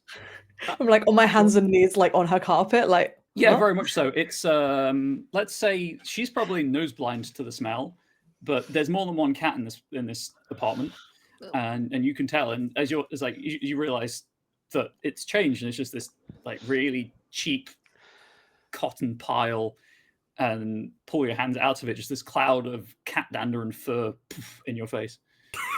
Can Niall reach within the now picnic hamper again? Yes, you can.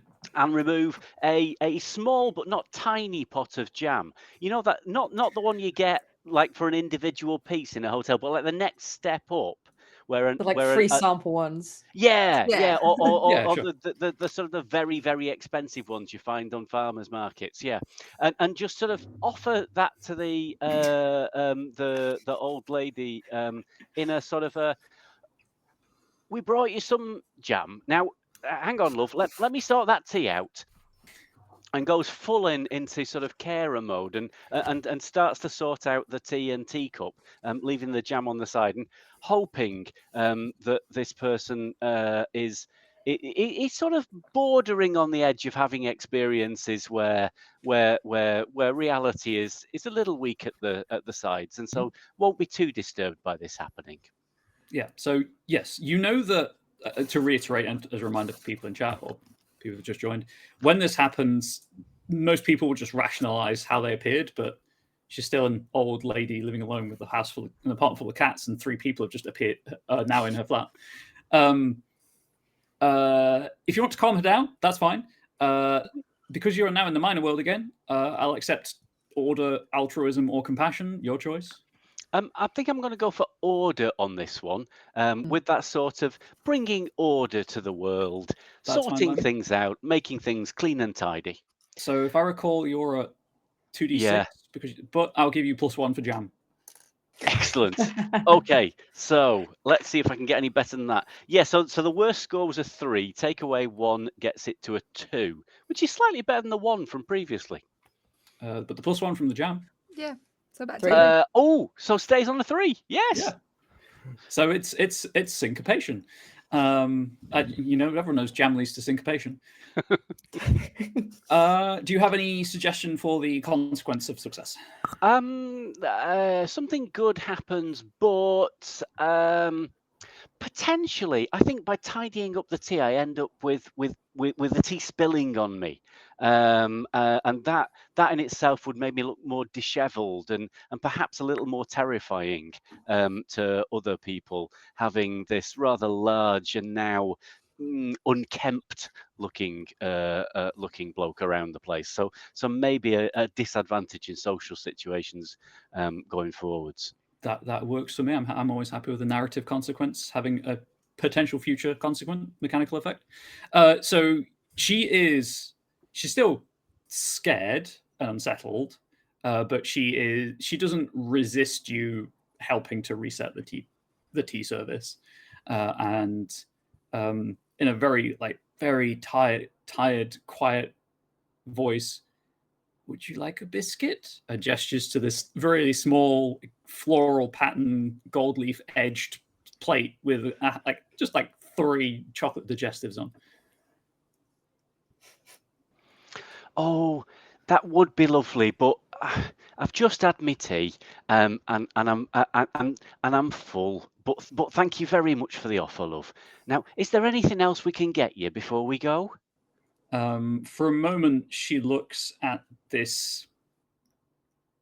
It's a low quality black and white photograph. It's clearly a wedding day that has been poorly enlarged on a home computer and printed, of a couple. The woman's clearly her in her wedding dress, and next to her is a man in a suit. And she looks at that, and then she kind of glances at the seat next to her, where there is just a depression from someone who sat there for a long time in the same position day after day.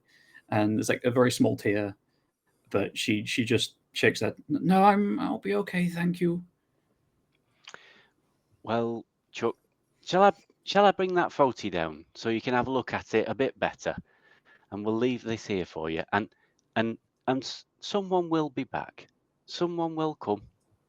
It might not be us, it might be somebody else, but someone from this town will be round to say hello tomorrow. She just nods mutely. You've been in similar situations to this. She's just struggling to process the emotions right now, and she's lonely. She's had you may be the first company she's had in weeks, kind of situation, and it's just human kindness after a long period of loneliness. Maybe settle that tea down on the table and just be on one knee in front and just hands gently on her hand, waiting there while the rest of the gang sort themselves out, and just providing that connection while we can before we have to go somewhere else. Okay. I think I've spent this entire time kneeling on the floor has gone like completely red in embarrassment, and has been watching Niall as he sort of does this, and just trying to process what he's doing and how quickly he sort of jumped into action, and is just kind of like on the floor, like, what do I do?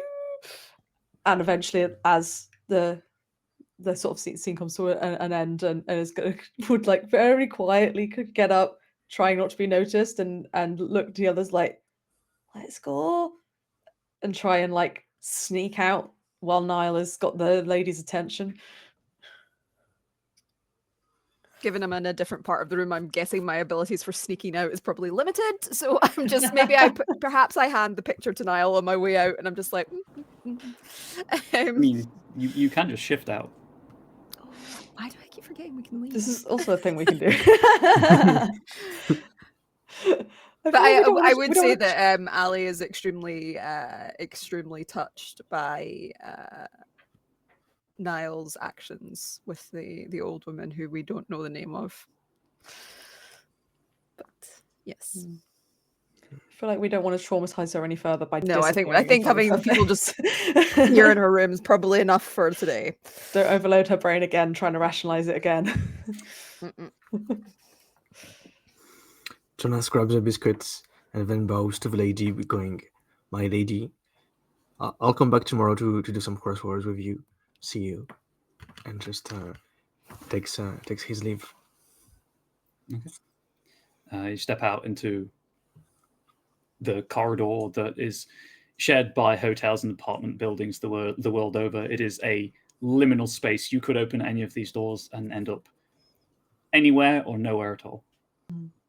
Although are we not in the minor world, so we'd end up in someone's. Well, yeah, I'm trying to lean on poetic language here. It's a metaphor. I'm a literal person.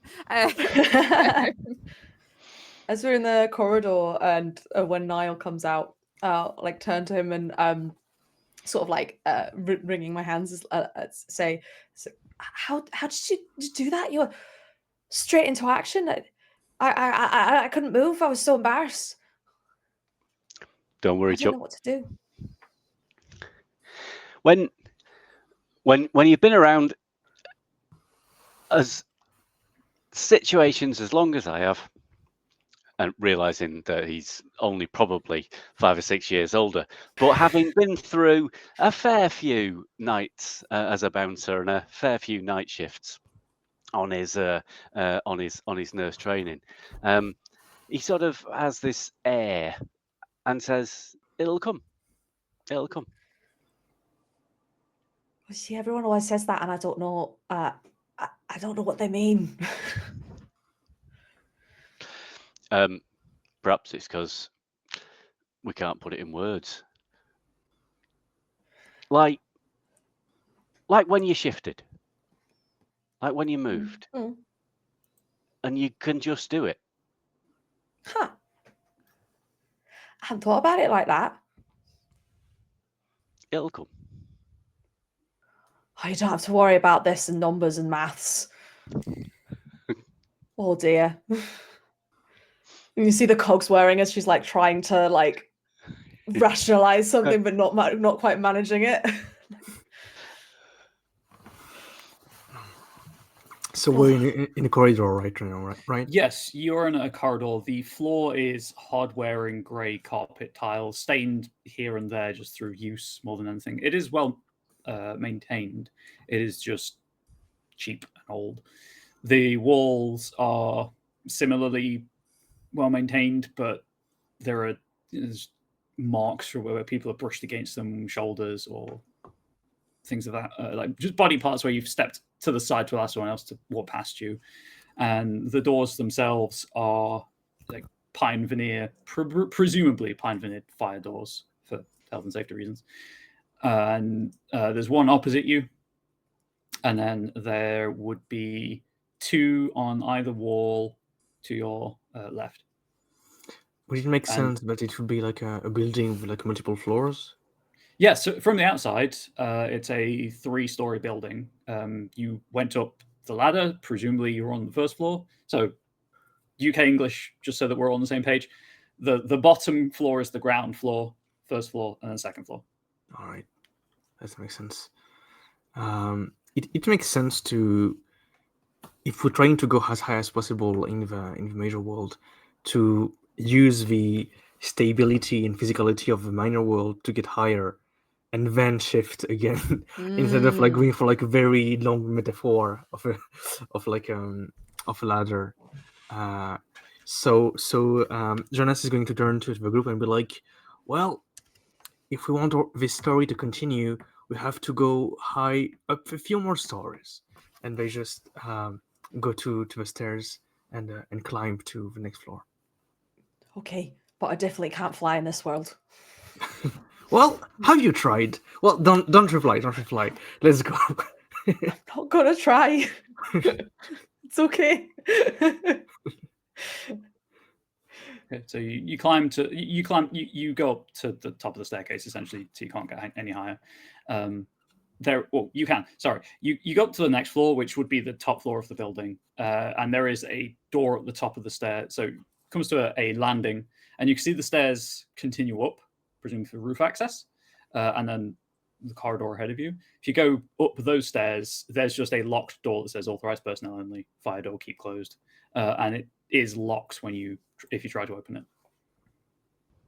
It's slate grey metal door with a the word has gone. The red like emergency light above it that will probably deafen you if you open this door during not an emergency. Yeah. Could we try and shift through the door like we mentioned at the start? Ooh. Yeah. There's also the possibility that we're higher than the building in the minor world. So it could be good, it could be bad. That is an unnerving possibility, isn't it? Can we shift while falling? Only one way to find out. Fourth page of rules is currently being written. Look, the full rules will be coming when I have time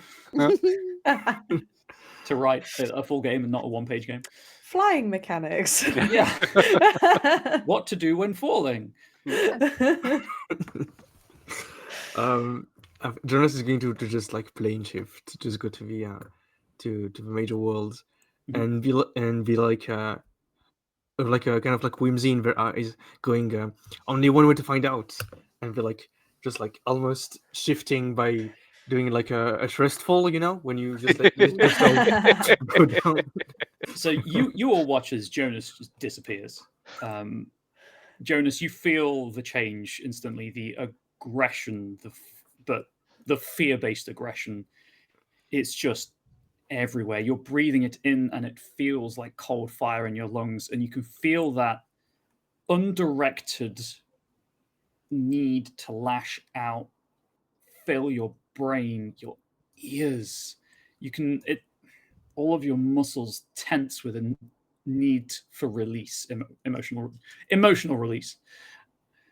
And you open your eyes and you're on the top of a single spire of rock spearing the clouds above where you were like 10 minutes ago.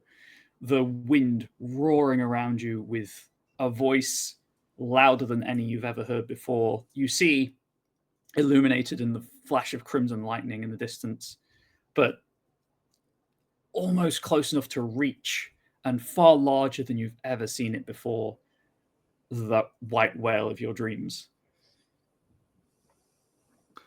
How is it acting, the white whale? Is it looking at me, taunting? Does it reflect that aggression, or is it like elusive? What's the mood? Right now, it's just waiting to see what you'll do. I think that even if the emotions aren't coming from Jonas's heart, he's still feeling them, and confronted with like this need for release, this need for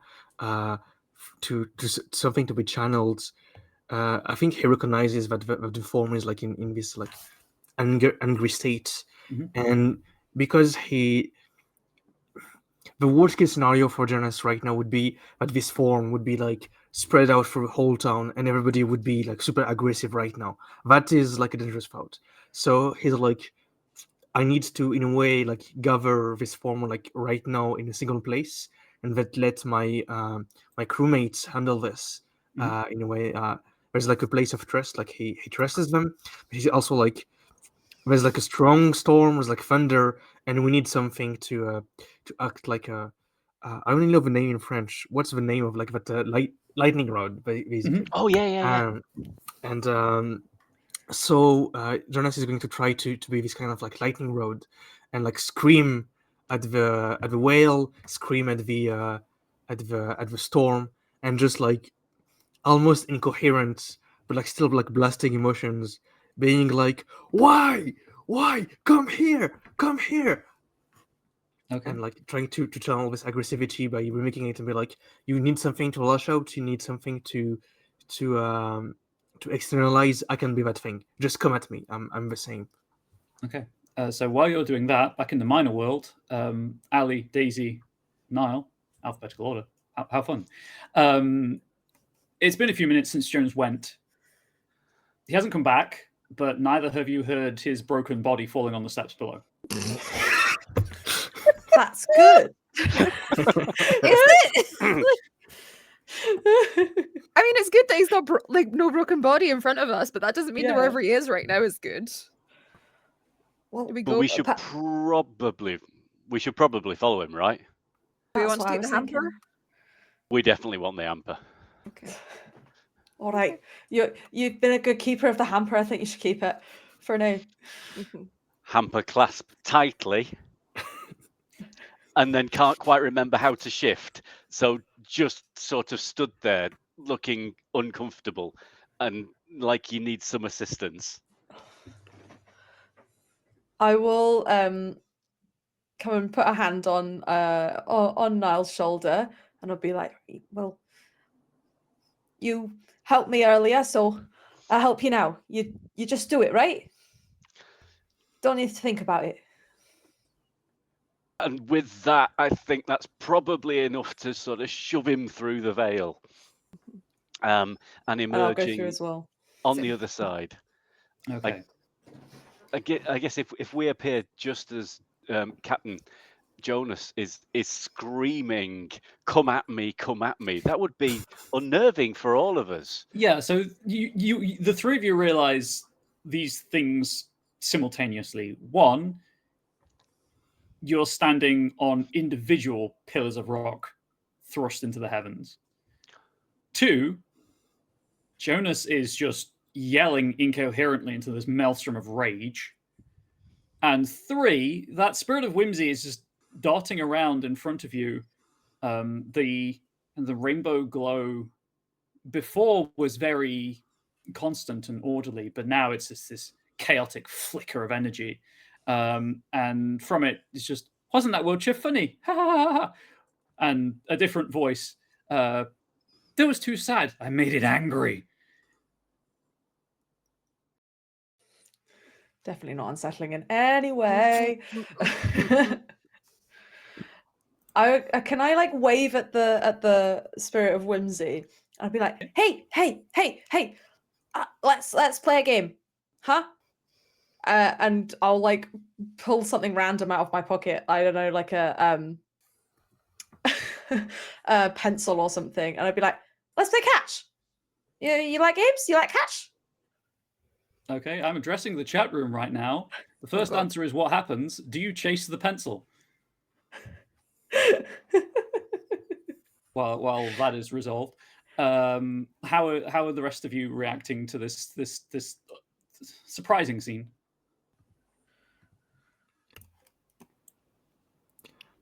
Do you want my reaction too? or only one for Ali and Niall? Just Bob and Ali right now. Sure. Go, Ali. Okay, Ali's probably going to try and sit on this like rock she finds herself on because immediately feeling off balance, and it's just trying to take in everything. And I would say I would be trying to shout out and reach Captain, whether or not that would be possible, but just trying because I'm not at this point sure if he's noticed our arrival. As you sit, you realize still feeling off balance, and you reach for him, and it's that intuitive understanding of like where we are in space relative to other people. You know that if he reached for you while you were reaching for him, you would almost be able to touch each other, but it's just beyond arm's reach. Niall, how are you reacting to this? I think Niall also would recognize the screaming rage of expression. It vibes with the chains that you're once again wearing. Yep. But I think with that grief and sadness that's sort of dragging me down a bit, that's been replaced. That's now undirected aggression. Undirected anger. Sorry. Yeah, the rage that's around me. But I'm aware that I've got this horn of plenty, and that we've looked in the gift hamper and we know what's in there. But I just maybe this has got something in it, and perhaps put my hand inside to see what might be there, and thinking what could be in this. I don't know, but maybe there's something that will at least give the spirit of whimsy a chance to play and come back to their positive rather than their chaotically bouncy self, and stabilize them a little bit. Okay. You put your hand in and it just goes in, and you're up to your elbow and then your shoulder, and you can feel stuff all around your arm, but it's all just out of reach. It's an intuitive understanding that unless you reach in for a specific thing, it's just full of stuff. I'll bring my arm out, get that sense, and then back in again and out for a really, really, really, really nice bag of assorted animal treats, be they dog treats, cat treats, cow treats, rabbit safe treats, hamster treats, whatever this whimsy fancies. There's going to be a little treat pouch with something there. Okay, it's got this lovely purple branding that says Prime Bits.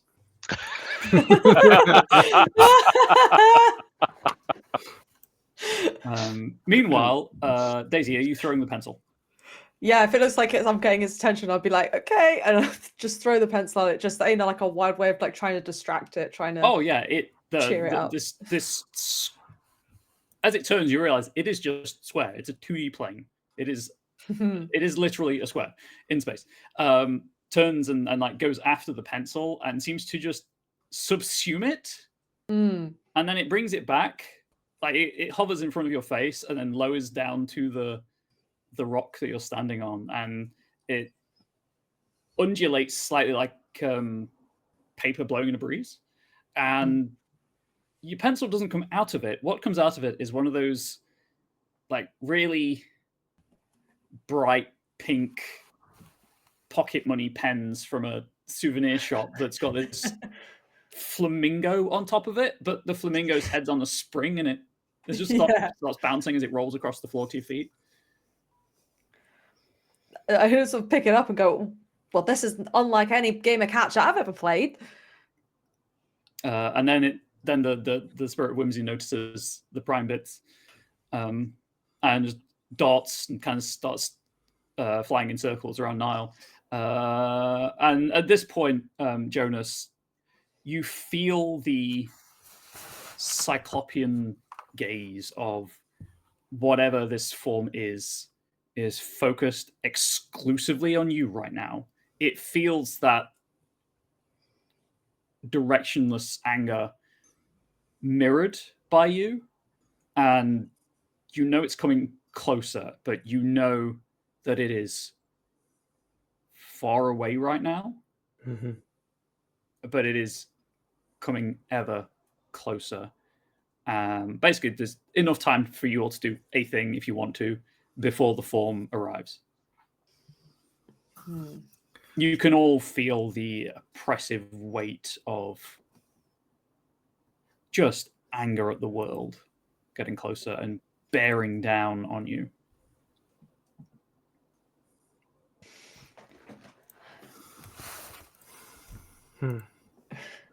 Everybody's deep in thought now. I think I would shout across to the captain and see if I can like cut him in his own shouting and just be like, Captain, listen, can you hear me? Jonas is screaming like, ah! Vancel's like, hey, what's up? Ah! And continues. I wasn't expecting you to respond so calmly. Listen, like, am I right in thinking perhaps we should use that anger to like find some way to appease the form, or like I don't know. I'm struggling with my words. So is Chloe. like you're shouting out there. It sounds like it's really working for you. Like it's not a bad thing. It's just we need to contain it. Do you think we can appeal to it that way? I have no fucking idea. I'm just screaming at the top of my lungs right now. It's coming. Too! It's coming. And Daisy just starts also screaming like, "Quiet, go get us! Brace yourself, it's coming." Taking my lead from the captain, as always. Yeah, that's a good captain here. Direction and calmness in the storm. So I'm feeling and I think we're feeling the reform starting to arrive, right? So what Jonas is trying to do is like give you the sense that Jonas is going to act as like a lightning rod, trying to be a focus of this. And because he's not like very communicative with the others, he's like, I'm focusing on basically making sure that the form like comes for me if it comes, but you have an opportunity to do something. It will not be on you ideally. It will be on me, and so you can like think of something you can do to like maybe channel this anger. But like it's just like the trustful before. Jonas is like in a way trusting you to do what you want to your guts, and like just like keeping this in for now. Just so that we're all on the same page, and because I think it will allow for more informed decision making about your next steps. Unless the spirit of whimsy, looks pointedly at Twitch chat, changes it. It's currently the form is currently form of Aries, and the consequence of a downbeat on that is that everyone takes a hit. So I'm happy for Jonas to be the lightning rod, and to take the hit for everyone else. But that means one failed roll and Jonas is out. Right. Yeah. Okay. Yeah, I accept Not this. like can't act meaningfully, I should say. Yes. Yes. Yeah. I'm accepting this here.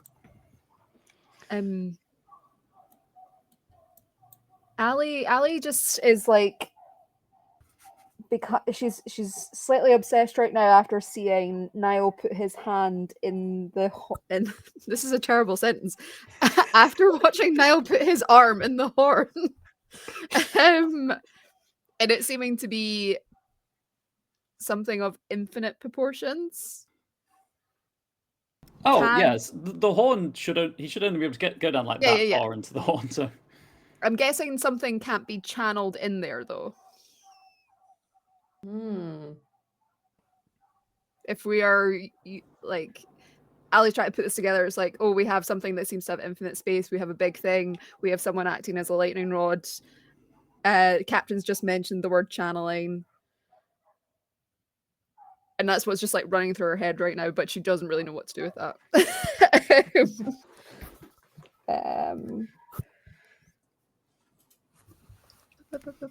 I need more time to think.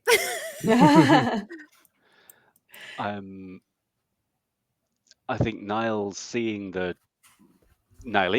the rage being expressed, feeling it because it's tied around, and half expecting that allowing of the rage to be expressed to let it lessen somehow, but I don't think it is. I think it's still burning as hot as it ever was, rather than getting anywhere else. And also in this split between, is there a way that we can bring in a degree of accepting but rationalizing? Yes, there is crap in the world, but sometimes it is just the roll of the dice type idea. And on the other side, thinking, but maybe if I put some treats down, then the whimsy will come and play with us, and then that nice whimsy will be able to help us in some way. And so I think I'm going to go with a yep. We got tails. So tails is whimsy, definitely. So I'm thinking that Niall's then going to turn the treat bag out and go, here, kitty doggy, here, doggy, kitty bunny, whimsy. And sort of scruffle the treats on the floor of the rock and just hope. Okay, so as Ali is trying to figure out what to do on this fire of rock next to you, Niall goes. He loses it. Apparently, he's lost all connection to reality and is now calling out to some weird animal mixture. Okay, I'm imagining the spirit of whimsy like one of those robot dogs that really doesn't look like a dog at all. But Ali's kind of thought of something. Again, she's not really. She doesn't really know how the pieces fit together, but she's just trying to like. Something in Ali's mind is looking for something that would quash this anger or replace it or lessen it. So she's gonna, if this is okay, I would like to shift back very quickly to the minor world. You appear on the rooftop. It is raining, but nowhere near as heavily. I would like to go back to the old woman's apartment. Yep. We're doing this quickly. This is not daunting, by the way. Yeah. I would like to. I would go up to her and let her know that my name was Ali. Ask for her name. It's Margaret. Margaret. I'm aware this is the second time this evening I've disturbed your peace and just entered into your home unannounced. Could I please borrow your photograph of the married couple?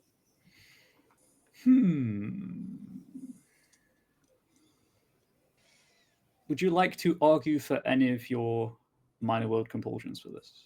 Oh, let's have a look. Because I could see this applying to all of them but mind. Yeah.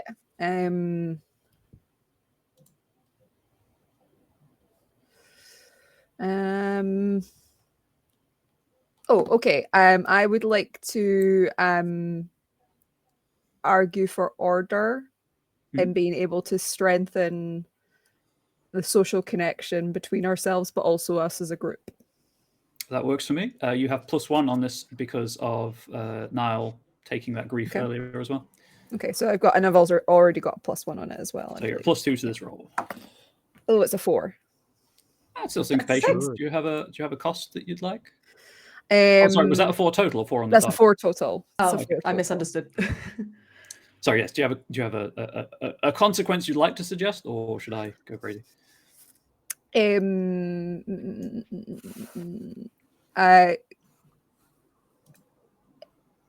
a consequence that I would be in service to Margaret for future in terms of keeping her company? Yeah, so she thinks for like 3 seconds, long enough to reach an informed decision within herself. But not long enough that narratively this is going to be really hard for me to tie together. Oh yeah, sorry. Oh, no, it's all good. It's all good. And like heaves herself out of the chair. Oh, sorry, puts the cat on the arm of the chair, heaves herself out, crosses over to the photograph on the wall. And like she's old, but she carries herself confidently and erect. This is either pride or she's just deliberately tried to retain as much of her younger self as she can through exercise and good posture and things of that nature. And she unhooks it and then looks at you and, well, that nice man said he'd be here tomorrow, but perhaps you could come by on Saturday for some tea and cake. And I ask her what her favorite cake is. Oh, no. And her eyes kind of light up. I haven't had an excuse to bake cake for someone in a while. What's your favorite cake? Oh, lemon drizzle. And she hands you the photograph, and you can hear under her breath that she's clearly running through an inventory list of what she's got in the cupboards. And I will mention that. I'm like, I'm happy to pick up any items you may need ahead of that. I'm sure Niall would let me know what you would be missing. Thank you. I will. And she just says thank you again and reaches, and like her hands aren't steady, but she clasps yours as tightly as she possibly can, and you know there is the shine of tears in her eyes. I ask, what is your husband's name? It was Ronald. Ronald. And I just sorry. While this is happening, sorry, actually, no, we'll finish this first, and then we'll go back to the. Yeah.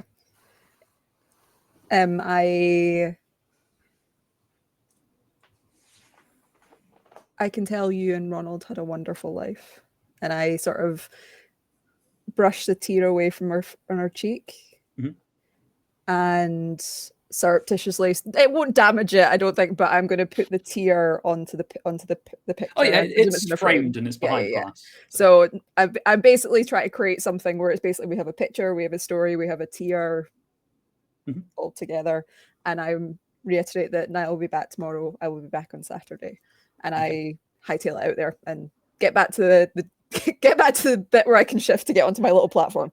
Sure thing. With everyone else's permission, because of spotlighting reason things, are you happy to just? Do you feel like you've had a chance to do something that you feel is meaningful to the narrative? Yeah. Yes. Cool. So the spirit of whimsy is floating around Niall's platform, going after the oddly diamond-shaped treats that are coming out of this bag of prime bits. I'm committed to that bit now. And some of them it eats. Some of them I've been trying so hard not to pun throughout the whole thing. Some of them it eats, some of them it plays with, and you're not sure how it happens because it is just a square illuminated by coruscating rainbow of light with eyes beyond counting peering through it, but it is manipulating these bits. And as I say, some of them it eats, some of them it just kind of throws up and they just wink out of existence. Some of them become something else, and there's just an unpredictability to it, and you can feel the weight of the form approaching. I could do with the three of you in the major world, sorry, to roll 1d6 before Ali returns. Three. I still have my +1 from Bubs. This is not this is not an axis roll. Let's say this is just a luck roll essentially. Well, I'm having the same number as Niall right now. I'm also at a 1. Okay. 1. And then Ali, as you shift back, could you please roll 1d6? Okay. That's a 2. 2. Okay. Would you like to modify that to a 1 or a 3? A 3, please. Okay. As you shift back, there is a weird an unsettling, nauseating sensation, somewhat akin to vertigo, as you appear off balance just beyond arm's reach of anyone on that single finger of stone. And then it shifts in space, and you're now standing next to Daisy on a slightly larger pillar of stone. I'll put Daisy's my arm like- up, I'll like grab onto her at the same time. She's The- like, come on, what? Oh, hello. Where'd you come from? I mean the minor world, but not specifically thinking I was going to rock out here. But here we are. The summer's heat of rage lessens noticeably. And the photograph in your hands, that small bead of emotion on it glows brightly, and this bloom, floral, fragile as breath on the winter's air, emerges from it, and it matches the flowers in the bouquet in the photograph. But it is a flower. It doesn't have a face or eyes, but you can tell that it is aware of the world around it. And it is just releasing, as you kind of breathe in this sweet, heady, floral scent, you just feel loved. It's not romantic love. This is nostalgia. This is warm, comforting. Times are bad now, but they've been better, and they'll be better again. And both of you, Ali and Daisy, feel this.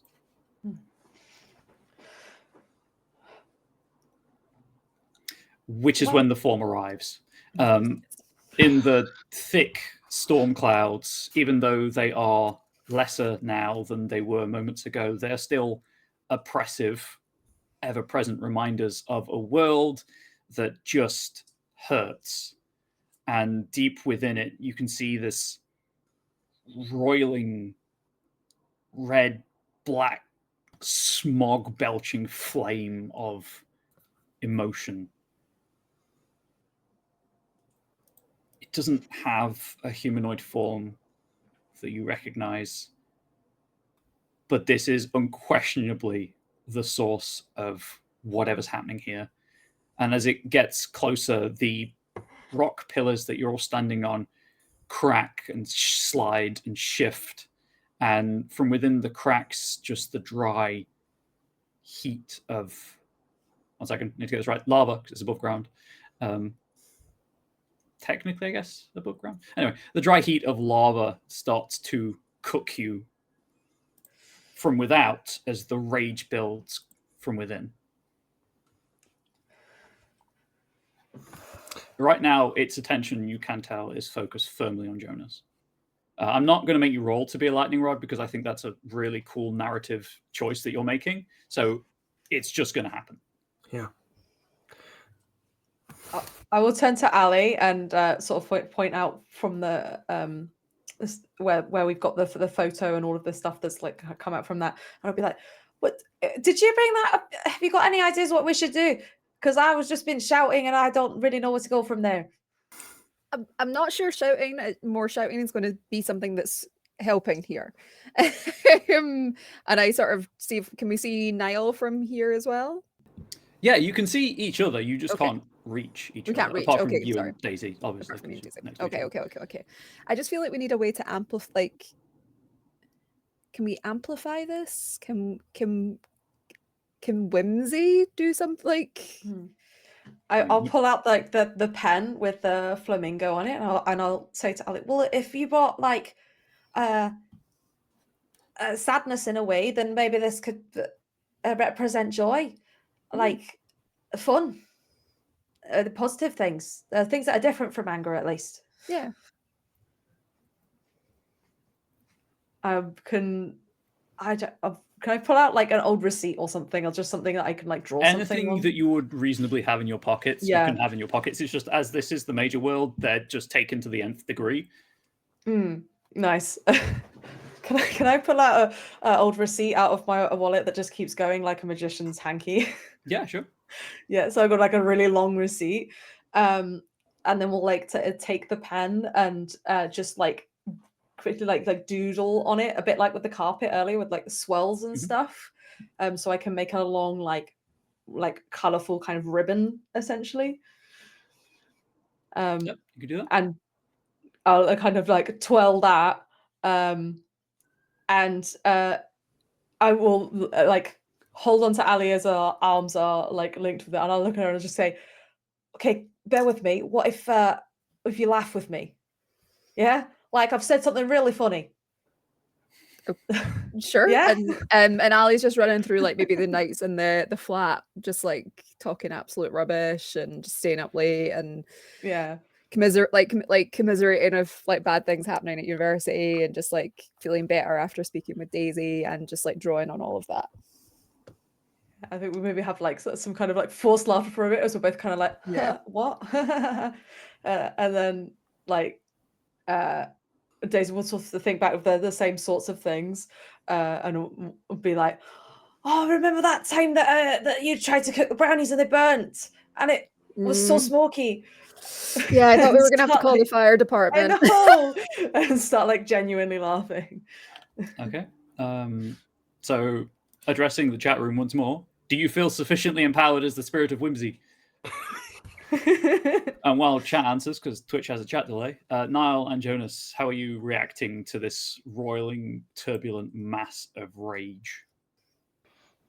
Do you want to go first, Niall? Yeah, thanks. I think Niall, despite desperately trying to keep attention on the whimsy to bring a sense of fun into the place, the heat from behind, the burning rage of the manacles, and the fact that there's an enormous great, fireball of badness all around, is somewhat getting to him. That's And understandable, actually. yeah, and to the point where he's actually being drawn away and staring at the rage-filled abyss, and a little bit miserable and being drawn off where he's wanting to go, and almost that sense of how can you do anything against such power with just yourself? But also at the back of the mind and the hearing on the edge, the brownie burn story, and then the humour just a little bit away, not quite there, but tickling at the corners of the brain. Okay. And Jonas? So the form is here. The form is anger, incandescent, and Jonas has been like screaming incoherently. And the fact, I think Jonas would be able to feel that Ali has brought something from the old lady. It's like yes, you can see it and you can smell it, but you're not really close enough for that warm hug of nostalgia. Yeah, but it does bring the idea to Jonas' mind, like the situation that old lady was in is something he's very familiar with because he went through these stages himself. He did indeed lost a lover a long time ago, and I think he's familiar enough with like this that flow of emotions. I think his way of like processing it has been in the later stages like evasion, using the major wall as like a way to escape these feelings, but from time to time they have to express themselves. And I think they just cling to this idea that an emotion is a moment, all moments come to an end and they transform and become something else, and they go from the anger they're feeling and they try to go to the next step, which is sobbing. They start sobbing, thinking about like the loss of like their dead lover, and they're not like inconsolable. Just like it's normal to feel angry, it's normal to feel sadness, but now it's time to stop being angry. Now it's time to be sad and shed some tears. Like to after the thunder cracks, there's like a big power of rain, and that's what like Jonas is trying to channel right now. Try to channel this sadness for the next step after anger. Okay, so there's no, because this is a one-page game, there are no rules on it for teamwork or anything. So I'm ad-libbing this on the fly. So I'm going to treat this as a teamwork thing. Chat is apparently feeling so whimsical right now. Sparkles and Rumors of Chaos. Woohoo! So let's do it like this. Ali and Daisy, you seem to be supporting each other through this and drawing on that like human connection and positive memories to push back against the rage. I'm happy for the two of you to roll. It would be, you know what? I'm going to break the rules. Compassion. Ooh, That seems like the easiest thing here. Yeah. cool. So one of you rolls. So if you both, let's treat how to do this. One of you will be the leader, the primary actor of the role, and the other of you is the secondary actor. If the secondary actor succeeds, the primary actor gets +2 to their roll. Okay. Okay. Well, I have If a you 0 fail, on this. there's no consequences for failure on this roll. Okay. You're just not contributing. Yeah. Shame is your consequence. I like it. Wouldn't you love that to be recorded? Wow. So for Posterity compassion, on I'm the internet a forever. -1, so I probably shouldn't be the Okay. lead on this. I will be the lead with the 0 then. Okay. So we'll both roll. I roll first. So Linda, you roll first. Okay. Oh my god, that was a 1. Okay, well, luckily, no consequence beyond personal shame. So Yeah, someone's got to bring it in, right? Yeah. In which case, Chloe, just Yeah. roll with I compassion. rolled a 4, so that's all right. Okay, so syncopation. There's no Yeah. immediate consequence of that. Just remember that that's a 4. Niall, you were kind of being engulfed by the emotion, if I was parsing things correctly, but in a way that you're processing it yourself rather than rejecting it as nothing of consequence, which is, a healthy thing to do usually.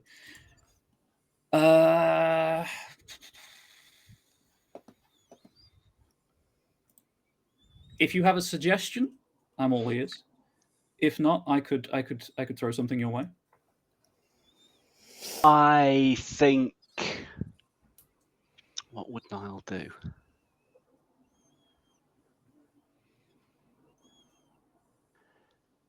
The rage, the feeling, we've had the shouting, we've had the crying.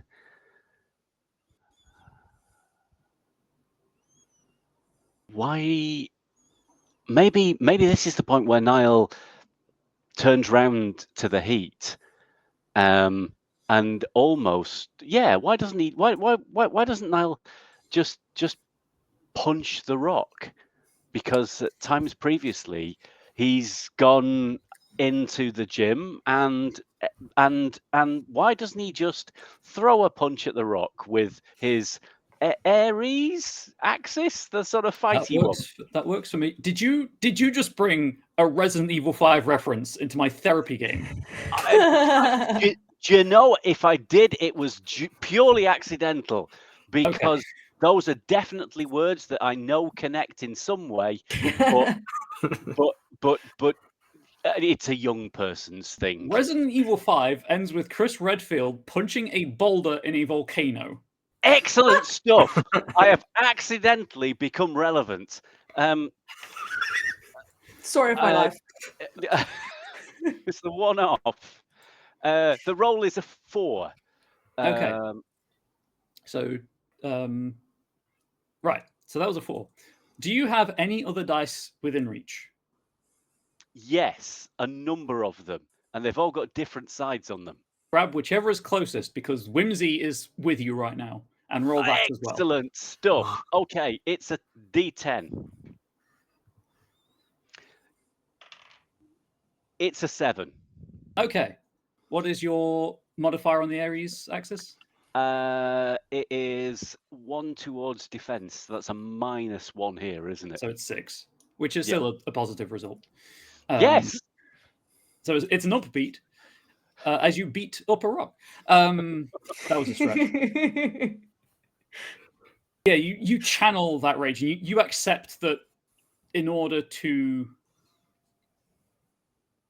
like, the only way out is through. So you acknowledge that it exists, and you find a good use for it, rather than just lashing out at the world indiscriminately. And as you are looking for that kind of directional release, the spirit of whimsy drifts in front of you, and as you look through it, you can see that the shapeless, roiling heart of this ball of fire, which, for context, is building sized, is huge. There is just this small black void, and as you notice that and focus on it, you feel that rage that is trapping you here, holding you down, just lift, and the chains that were wrapped around you, searing your skin in a spiritual sense, lash out towards that black void and connect you to it, and you can just feel loneliness at the core of this. It is just so alone, and it's always been alone. And why isn't everyone else alone like it? Jonas, what would you like to do? Because I will apologize. Throughout all of that, I've completely forgotten what you said you were going to do. That's pretty okay. I think it was in line with. Oh yeah, what Niall it is was doing, trying to actually. make it like it's now time to cry. Yeah, like process the thing and go to the next step, basically. Yeah. Like. How would you like to try to do that? How would you like to put the cry vibes out into the world as acceptance, rather than like another problem of this, another facet of this problem? Yeah, I think the in a way inspired, but way Ali what did, which is like bring a souvenir from somewhere else. I think Jonas is going to reach to his hands and to his old wedding ring, who is like not here anymore in the minor world, but who's here like in the major world, and like grab it and focus on its own feelings, basically just like broadcast its own emotional journey.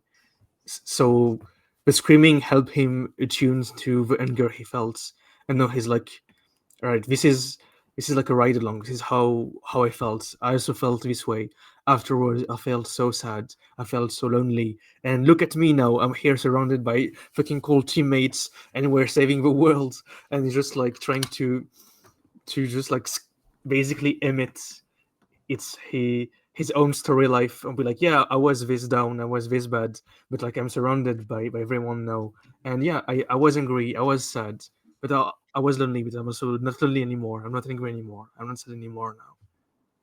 That's the idea. Sounds like either Eris or Phthonus, the Eris or Phthonus axes.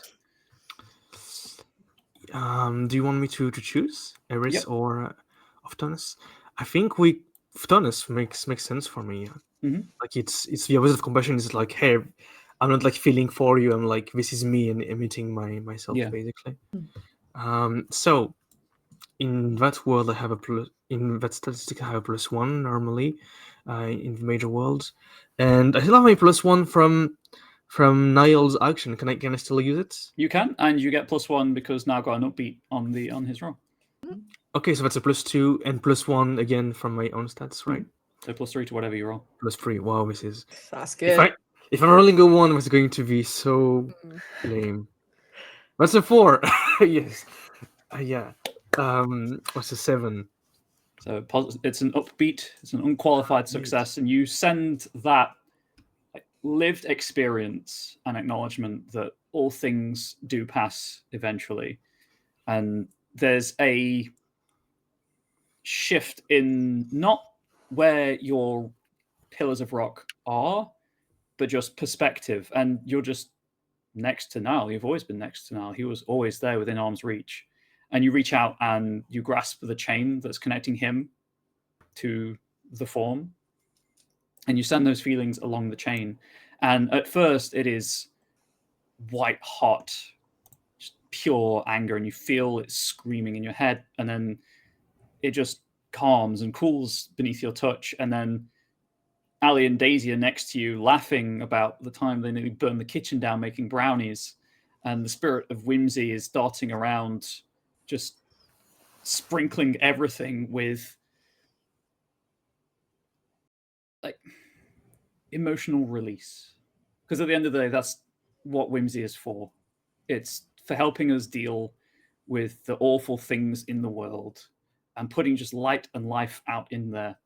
And all of that, under your hand, the chain shatters, falls away as dust blown away on the slowly stilling wind.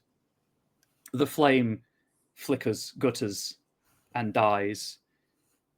And that core of loneliness, apathy, grief. You cannot kill an emotion, but you can help it move. And for now, it is gone. It will probably be back. Certainly be back, but it may never be as strong then as it has been, because people move on. The world gets better eventually. And with 4 minutes to spare, we have finished. Yay! Yay! Excellent job. Fantastic. Thank you, Ryan. No, thank you all. Thank I you. hope that you and people watching the emotional bleed isn't too bad. Like, No, this is wonderful. yeah, it's just fun. Really It's good job. free therapy.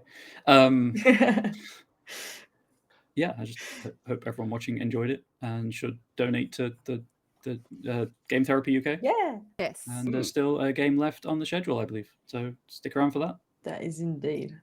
Would you all like to wait? I don't know, wave. Bye. Thanks so much. Bye-bye, everyone.